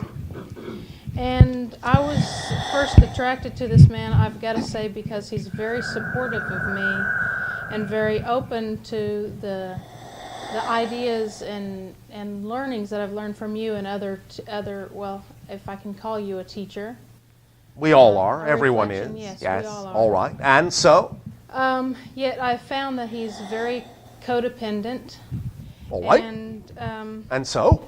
Very insecure, and that I find it difficult to stay around that, even though I have a desire to teach him, because I feel Contradiction. Teaching comes from being the true self, not from subjugating who you are for what you think you're supposed to be. Say that again? Teaching comes from being the true self, not subjugating what you are to reflect what you think you're supposed to be reflecting. So to put it in your words, but I'm going to stick around because I think I need to teach him, when in fact, maybe leaving would be the teaching. Oh yeah, I agree strongly that at some point that is, but... At some point. So in other words, what you're saying is that even though you now have a recognition that this being may be exhibiting vibrations that are not in accordance with your preference, you're going to still subjugate yourself for a reason beyond that point of recognition. Well, I feel that it's another teacher that taught me that teaching is the final step of learning. Yes. So I feel it's a challenge, but also his lifestyle is such that he doesn't really have time to listen to me, and he falls asleep when I start. He's very interested. Yes. So it's, and then I suppose he's very interested yet. Yeah, he falls asleep. Thank you. Well, he's never gets enough rest. He's always going. But well, there are lessons there for the individual then, in terms of their spontaneity, their timing, their pacing, so on and so forth. And when we say perhaps the best teaching is the leaving, it doesn't mean even that has to necessarily be permanent. We're not talking about absolutes here. But we may be talking about a methodology that may cause one's eyes to open, to see the consequences of actions reflected in another individual, so that he can decide what it is he really wants to do relative to your particular response to who he chooses to be. Okay. So the idea is that even the idea of, quote unquote, I'll put it this way, since the people on your planet seem to understand the language of temporariness better, even if you appear to be leaving, that may wake the individual up. You understand? Yes, I agree. So, it is still, bottom line, the same thing as actually doing so. Oh, yes. As a reflection of the consequences. And that can be the teaching that will then allow the individual to align themselves with the choices they want to make, to provide an atmosphere to allow you to come back. So in that sense, you will not really have left if they choose to do that. But it may be the methodology needed to allow them to see that that's what they need to do if they want to interact with you. Okay. You follow? Yes. So it doesn't have to sound harsh. Oh, leave him. Yeah. Because you're simply using that as a technique to see if the individual recognizes the consequences of the behavior they're already exhibiting, and to give them an opportunity to decide whether or not they want to change their behavior, to provide an opportunity for reconnection. That's the whole event that's happening. Yeah. Now, of course, if they don't, then you will simply be where you need to be by having left. Right. So this is the most efficient teaching. Yes. You follow? Yes, absolutely. And maybe you touched on, there's one other little area about leaving that Yes. I'm not sure of myself. Oh, all right. Whether this is the first time a man has been so supportive of me that I can remember, aside from my dad in my life. And so you're giving yourself an opportunity to really see if you're giving the support to yourself rather than requiring it from another individual, which I would believe you would call a very codependent thing. Oh, okay. Ooh. Thank you, Bashar. Reflect. Thank you, Bashar. Thank you. Thank you. But also, I have wondered about myself if I don't just, because my first thing that I always think of is, well, I'm just leaving. and it's very like me to run away. All right, but now you can do it knowing that it's not necessarily a running away, but at the same time, open your eyes to what you're doing, because he may be giving you the exact reflection you need to see, as we have just helped you find out. Thank you, Bashar. Thank you. That's all for right now. Thank you.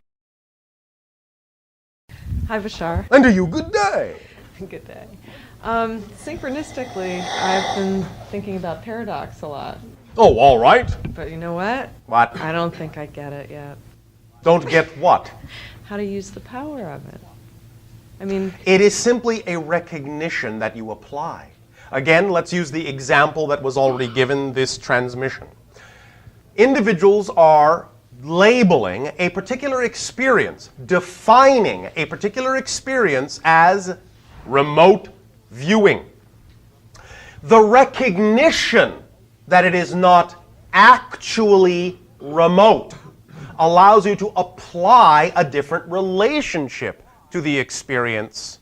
I did get that. Well, that's the power of paradox. That's using the power of paradox. It begins with a recognition and usually a redefinition.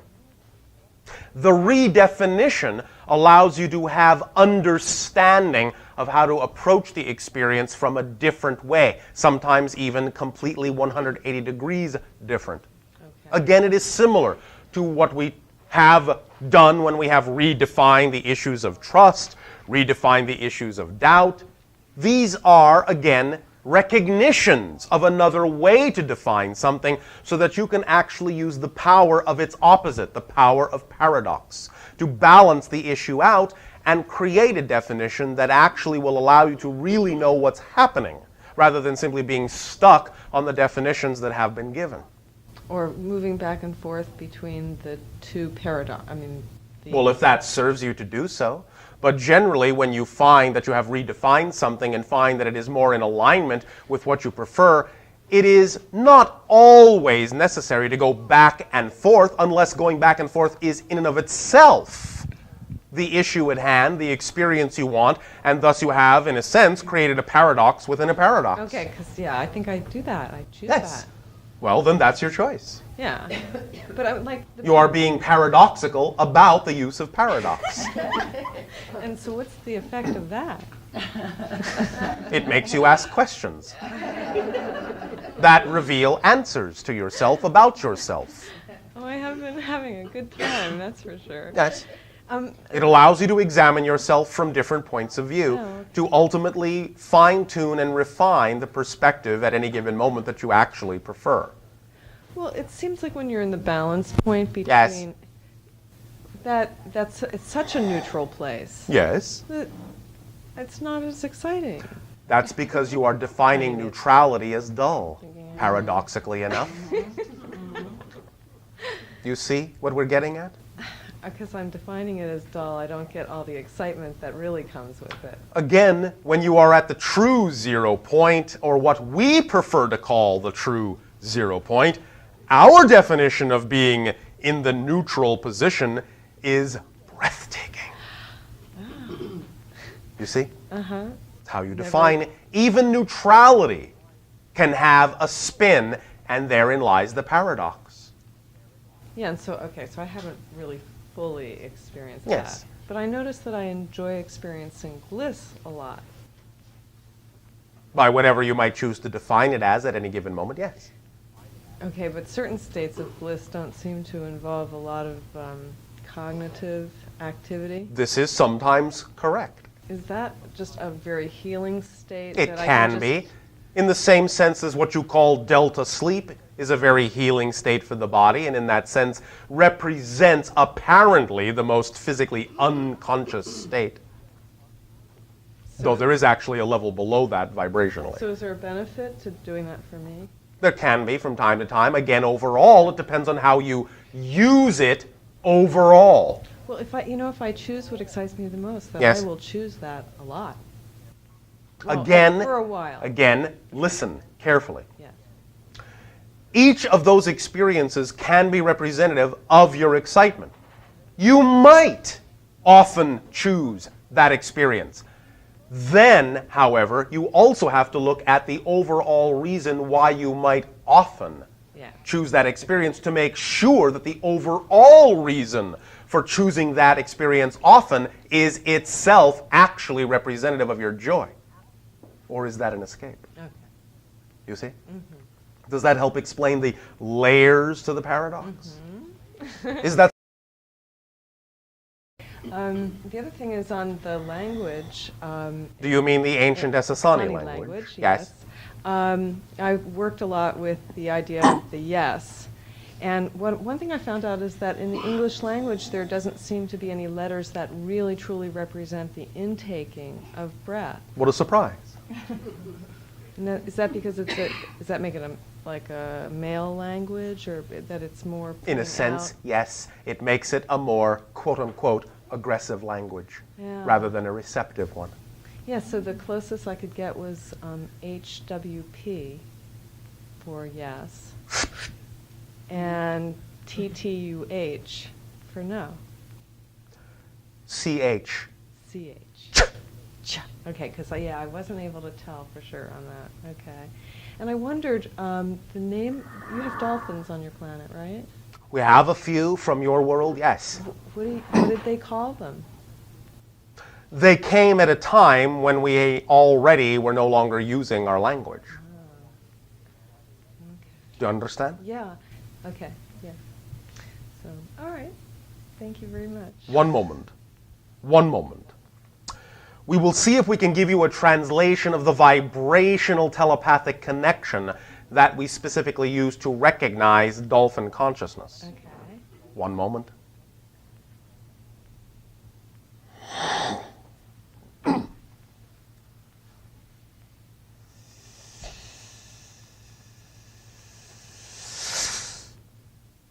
Did you get that? One more time.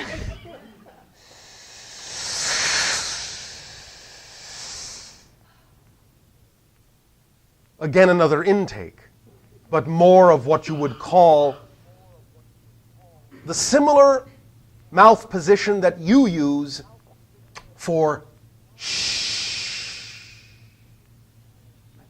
but inward. It is similar to what you call a gasp, but longer, more in duration, and with the polarized intention of the same quietude that you equate to the outward expression that is also analogous to the sound of your ocean waves. But in this case, you follow? Uh-huh.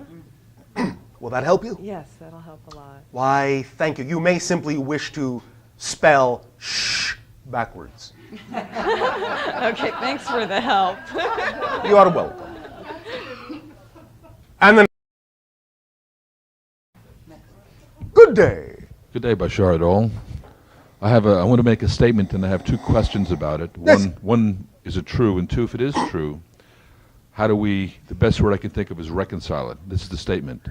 If we have the ability to create our reality moment by moment, when we reach a conscious level where we can manifest what we want on any given moment, is there a particular reason to hang out in the human form? Yes, it's fun. The idea is that an entity who might receive what you are hypothetically referring to as complete consciousness with regard to the idea that they are creating their physiological reality doesn't necessarily arrive at a point where they want to stop experiencing that. Therefore, if they deem that there is a reason, their own reason, even if the simple reason, this is still fun, then they will continue to experience the idea of physicalization. If, however, arriving at that point of consciousness to them means that they have, quote-unquote, gone beyond the need for further physiological experience, then they will, in a sense, ascend. But it is personal. Thank you. Does that help you? Absolutely. Why? Thank you. Sure. You, and then you. Number two, do you know who you are? One moment. Number one. Yes. Number two. All right. Hi, Bashar. To you, good day. I had a couple of interesting dreams this week that I wanted to share. Yes. The first one was I was with about 4 or 5 different people, men and women, and we were on another planet, and there was a lot of dirt, and the covering to where we were at was like this white dome, and we were government people. We were doing some kind of government thing, and people couldn't see us. And it was kind of weird, and then I woke up. Can you be more descriptive of the planetary surface? Oh, I didn't. It was just lots of dirt, dark brown. Color. Brown, dark brown, like soil. Yes. But there weren't a lot of people. All right. And you experience, again, the idea of a dome structure. Yes. One. One. Color just the white. one we were in, white. White. You were in it. Mm-hmm. Not outside it. No, inside of it. And it was a dirt floor. Dirt floor? Yes.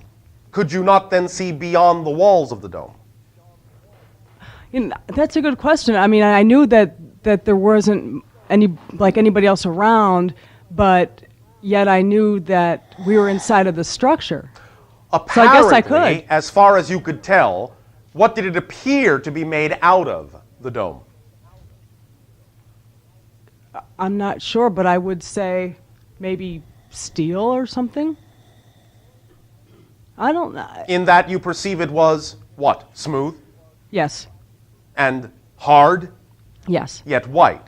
Yes. Did it have any degree of translucency at all?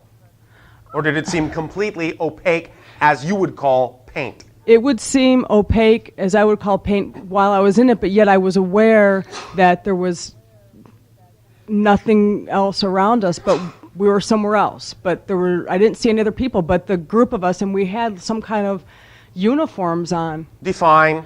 We were government, we were doing something with the government, and we were dressed in these, I would say, Navy. Are you referring to a color or a branch of military on your planet? A color.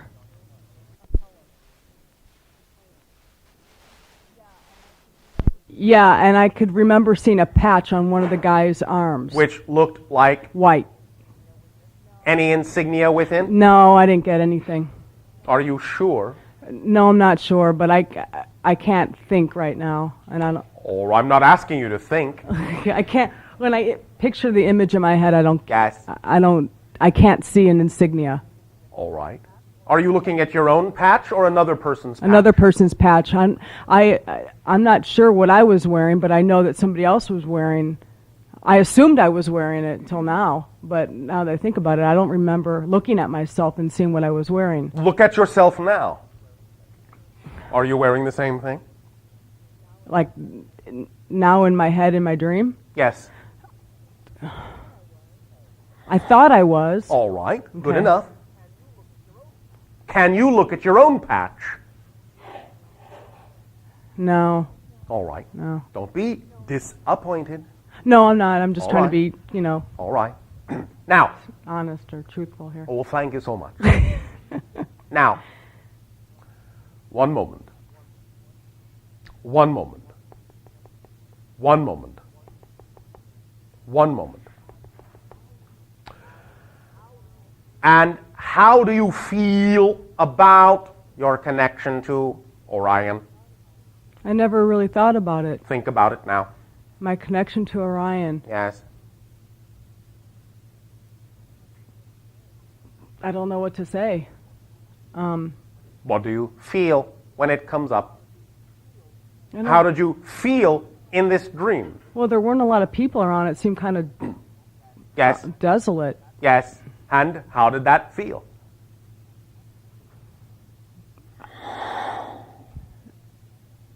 I don't know. I'm not sure what I'm feeling about it. I just know that it was different and it was dark because there weren't a lot of people around, Do you find that you feel confused about this? Yeah.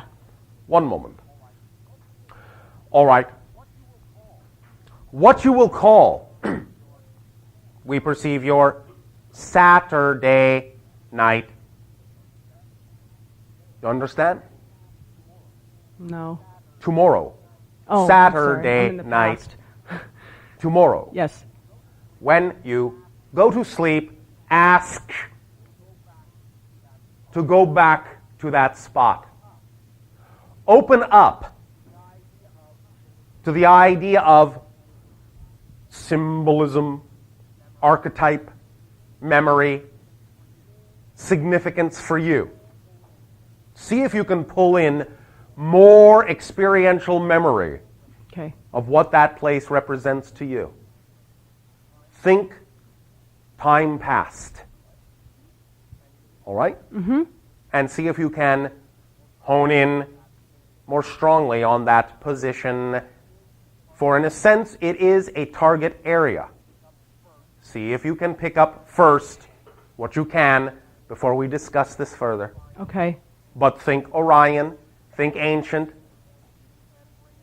and see if you can bring to bear more memory and more clarity about this place and time. Yeah, because the people that were there, I didn't recognize any of them. You will, to some degree, at least symbolically. Yeah, okay. And we will talk about this particular thing. I have another... Yes. This past week also, I had a dream about my grandma the other day. Yes. And we were never really close, but, and it's been about 20 years since she passed over. Yes. And in my dreams, she was standing in front of me, we were holding hands, and she was talking to me, and I normally could remember a lot about my dreams, and I have no idea what she was telling me, which was kind of odd to me. What is your physiological age? 34. And her approximate age at the time of physical passage? 61 or 2, I think. One moment. Maybe a little bit older than that. One moment.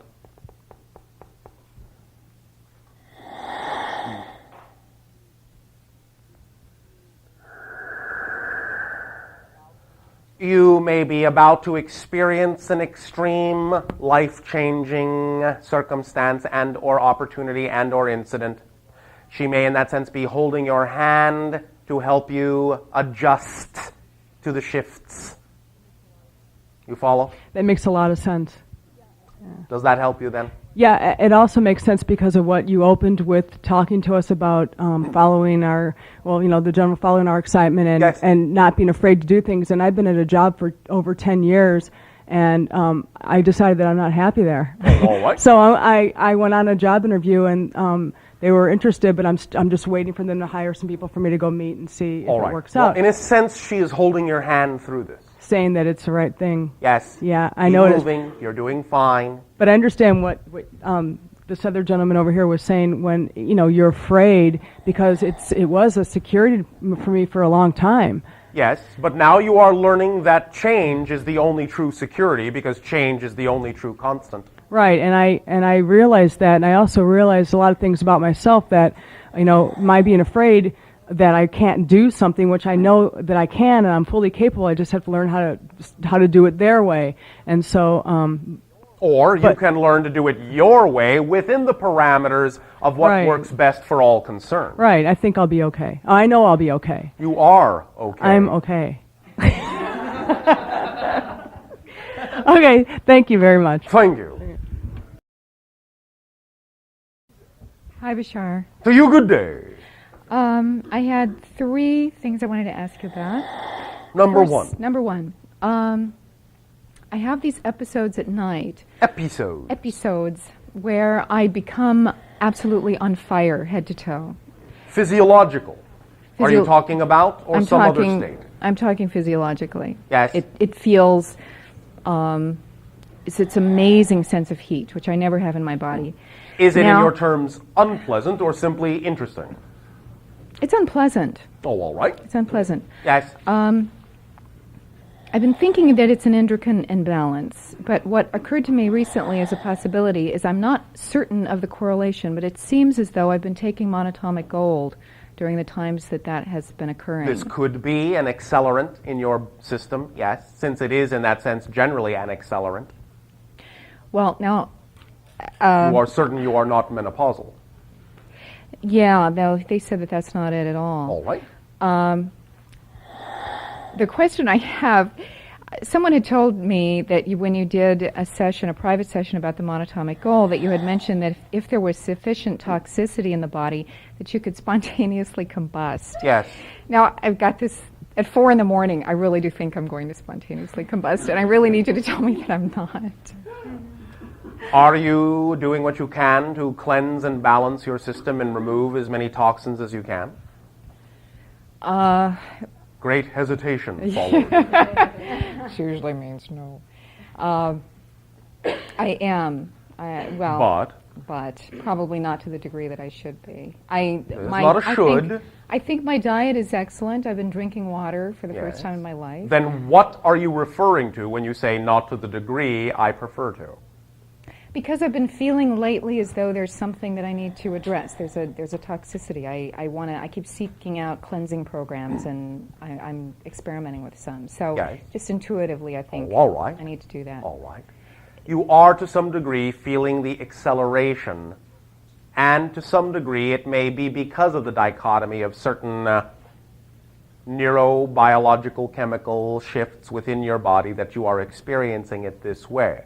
In some sense, you may also be actually creating a heat threshold in your system specifically for the purpose of initiating certain glandular actions, certain biochemical actions that actually ultimately will assist in purging you of some of these toxins.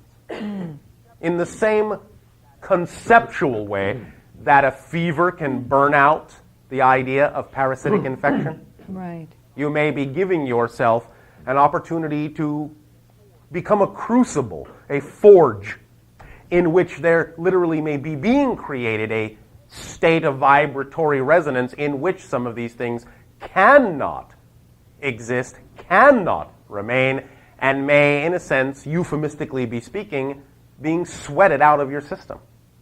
You follow? Yes, I do. That actually leads me to my second question. Why thank you for your synchronicity. Yeah. I had an interaction recently. The first part of it I wanted to ask you about is I very, very clear, conscious awareness of lights being shined in my eyes in my room. Yes. Was that on a third-dimensional level? If there were... Not exactly, but you did bring the interpretation into your third-dimensional reality, even though it was, in a sense, more of a higher vibration than what you typically call third. Okay. And the paralysis field has such a distinct electrical component. Yes. Sometimes it's electrical and sometimes it's very distinctly magnetic. Yes. And I can feel it in very specific parts of my body. It moves very clearly. Yes, and some of what you are experiencing as the heat is a side effect of you getting a handle on learning to manipulate that electromagnetic field yourself instead of simply having it imposed upon you. In a sense, you are beginning to learn to manipulate it in such a way that you can actually begin to consciously decide what parallel realities to experience. You follow? Mm-hmm. Sometimes the idea of electromagnetic resonance potential, when not completely understood or aligned within you, will dump out its side effect energy as heat through resistance, yes? Mm-hmm. So you are also manipulating this electromagnetic field yourself. And some of... Okay, thank you. Yes. The last area I wanted to talk about is I haven't mentioned Jonathan for some time. Yes. And Bill has been working on him with William Gray, and I've reached this kind of a strange point with him. It's strange point. Well, as I was sitting here in the energy with you tonight, it just sort of occurred to me that it's almost like trying to come to a resolution with a Zen koan. It's I've spent you a mean year. What is the sound of one hand clapping? Yeah. Well, that answers that. Thank you.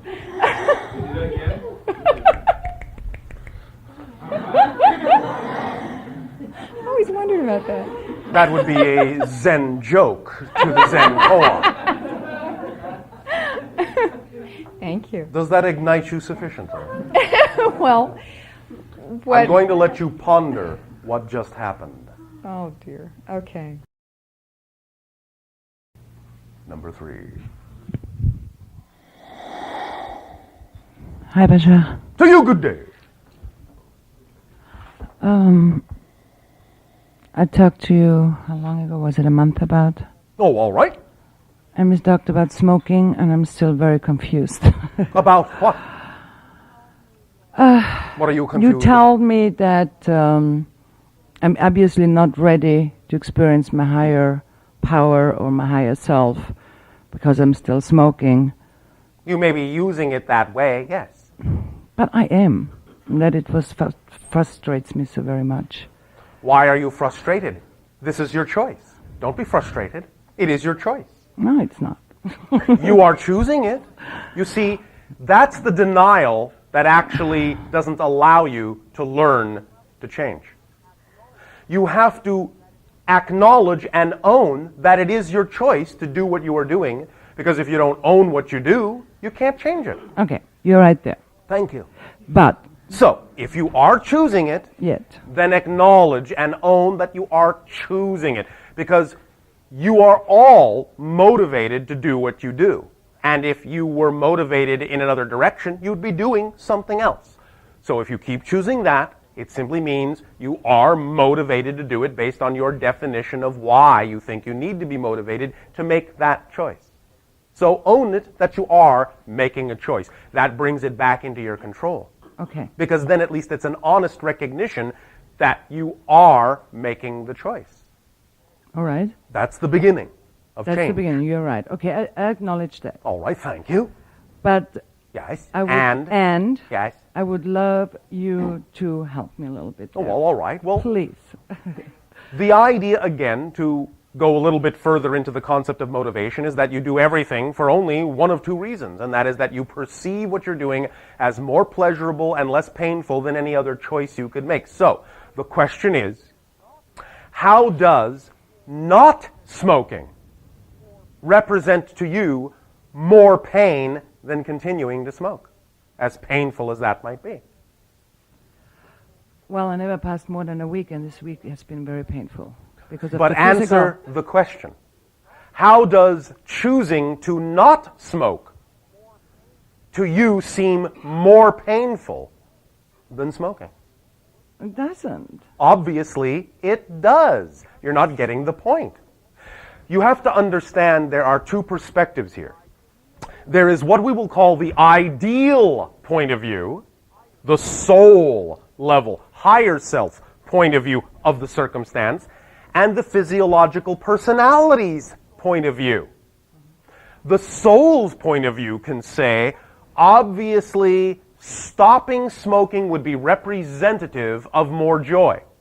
However, if the personality continues to smoke, the personality is actually saying, no, continuing to smoke is less painful and more pleasurable than stopping, because the personality is constructed from definitions. And the definitions that construct your personality say to smoke is less painful than stopping. So even though the ideal self may say, well, no, I know it would be more representative of my joy to not smoke, the personality, which is the one that's smoking, says no, it would be more painful to stop because of the definition that makes up the personality. So you have to find out what is the definition in the personality that says stopping would be more painful. In fact, it can actually be very fundamental. Even the concept itself, pay attention here, this is critical, even the concept itself of having to stop is a definition. I'll explain.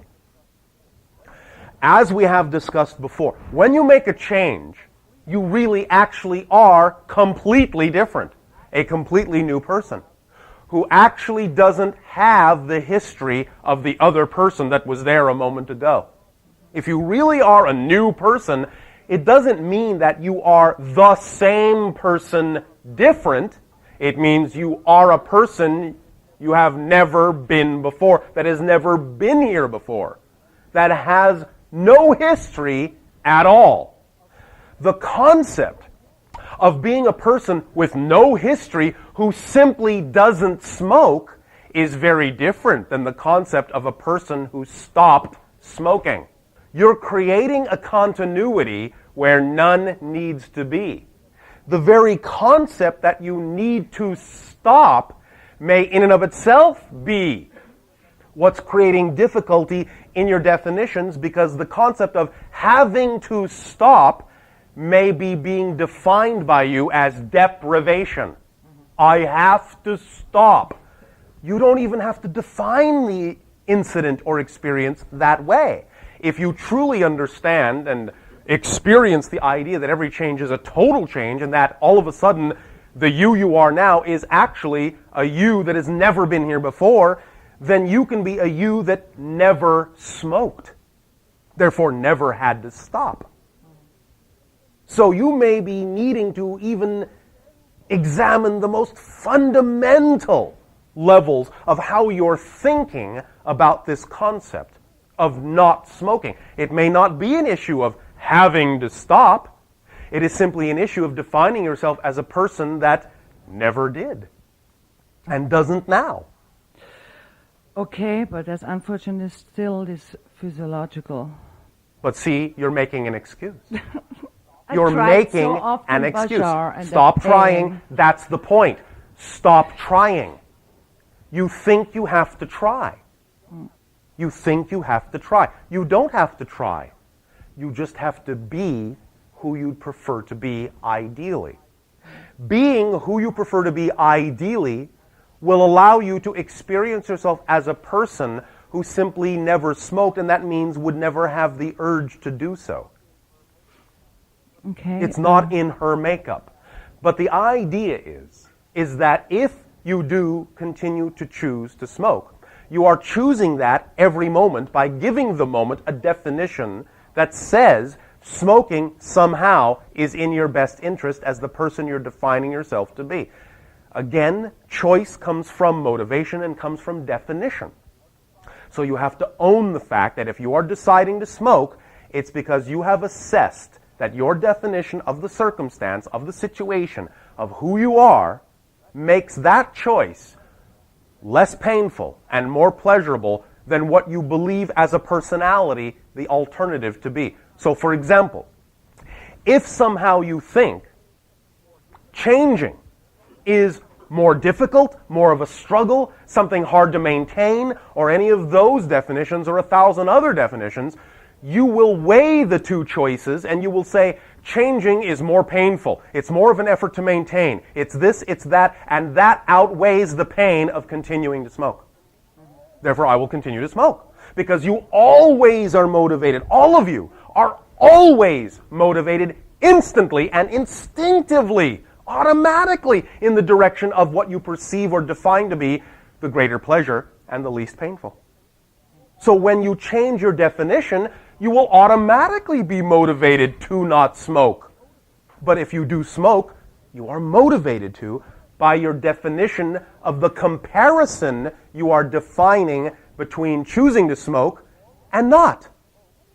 So as long as you continue to smoke, you are obviously, and let it be obvious, you are obviously saying that not smoking somehow, in your mind, in your definitions, involves something that is inherently more painful, more difficult, more of a strain, more of a struggle than simply choosing to smoke.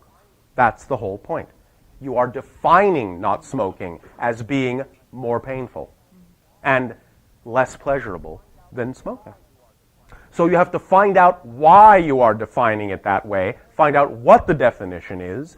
Then when you know what the definition is, you have assigned arbitrarily to the concept of not smoking that makes not smoking seem more painful than choosing to smoke.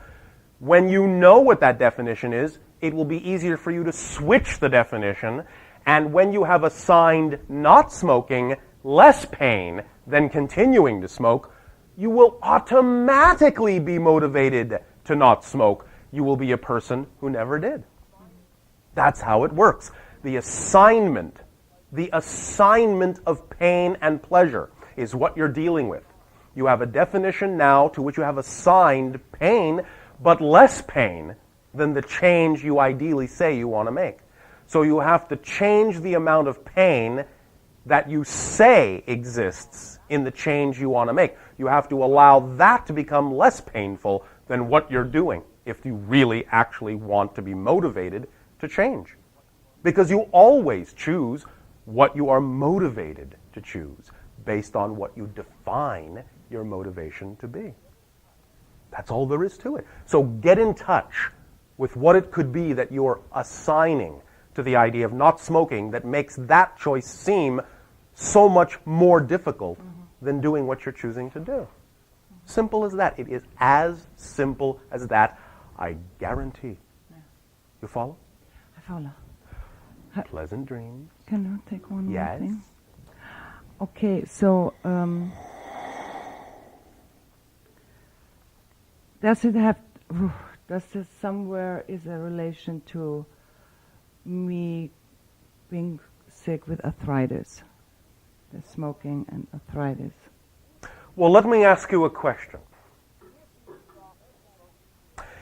If you stopped smoking, does that mean you would have to look at something or focus on something you're reluctant to look at now? Does the choice to smoke give you a reason to not look at something you're afraid to look at? Does it occupy your senses? Does it cover something up as a smoke screen? Probably. What? Well, I never could define that. I mean, I just know this. What are you afraid to look at? Your concept of mortality? No. Are you sure? The concept of mortality? Yes. Concepts of mortality involve the concept of physical pain and suffering, such as the concept of arthritis, stiffening, pain in movement, inflexibility, death. You follow? Yeah, it's interesting because I'm absolutely not afraid about death or dying. But you are creating the idea of pain. You follow? I think so. All right. The arthritic pain in that sense, therefore, is a manifestation of a deeper fear that you have not yet acknowledged or faced. Your fear of your mortality is unconscious still. It is not the idea exactly. I'll be more specific. It is not the idea exactly of fear of dying. It is fear of mortality. You are afraid that you are a mortal. You understand? You're not afraid of dying. You're afraid that you are a mortal being. That's what you are afraid of. Does that make sense to you? In a sense, actually, to some degree, to get out of it, you would rather die than be a mortal being, as you have been taught to define mortality. Does that make sense? I don't mean mortality in the sense of death. I mean mortality in the sense of having to live. You are in pain that you are having to live in the way your world has taught you physical life should be. Therefore, in a sense, you are actually doing things that will kill yourself because you don't want to live the way people tell you physical life has to be lived. Because to you, you've been taught it's painful. So you're manifesting exactly that idea. Yes, look, arthritic pain. They were right. I'm going to get out of here. This isn't for me. Well, I started smoking much earlier than my arthritis pain came in, okay? Yes, I know. Okay. But that's the point. The smoking was the symptom that you then used to prove the point to justify your ability to continue to do that. But Bashar was always a big rebel. I never... Yes, I know. Don't you get it? Accepted what people said, this is the way to live. Pay attention. There is no need to rebel if you don't feel that what they're saying is true. Right. You are afraid that what they're saying is true. That's why you rebel. When you know your own truth, you don't have to rebel. You Yes. just say, that's not me, thank you. You're right in that sense. But you see, the act and the physical energy that goes along with actual opposition, as you say, rebellion, means you actually believe you are controlled by them. Otherwise, you wouldn't have to rebel. A transparent window doesn't have to rebel against the light. It just goes right through. But if you rebel, then in a sense you're actually saying that you believe what they're telling you, and so you have to recoil from it.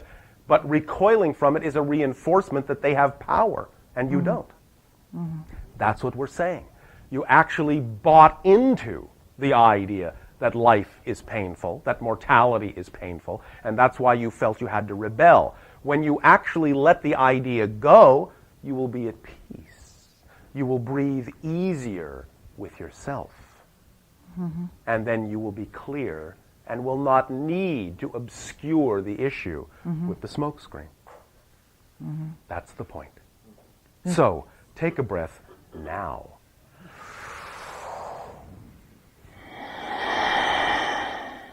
And with every deep breath, feel yourself being washed clear of any need for rebellion. Simply create reunion with yourself and what you know to be true, so that you don't need to oppose. You simply know what is not true for you. And you can be at ease and breathe easily with yourself and with being yourself, and all the pain will dissolve in warmth and freedom and expandability. So, again, pleasant dreams. Thank you. Because you have help, but you can help yourself if you understand what you are doing and pay attention to the power of paradox, as we have just illustrated again, because when you said, but I rebelled, that means you believe you're a prisoner, and that's what your reality reflects. One who knows she is free does not need to rebel. Right. Only those that believe they are imprisoned have to rattle their cages. All right? Yeah. Sweet dreams to you Thank all. And at this time, we thank each and every one of you once again for allowing us to reflect your true, loving, unconditionally creative, and inspirational selves. Our love to you, and good day.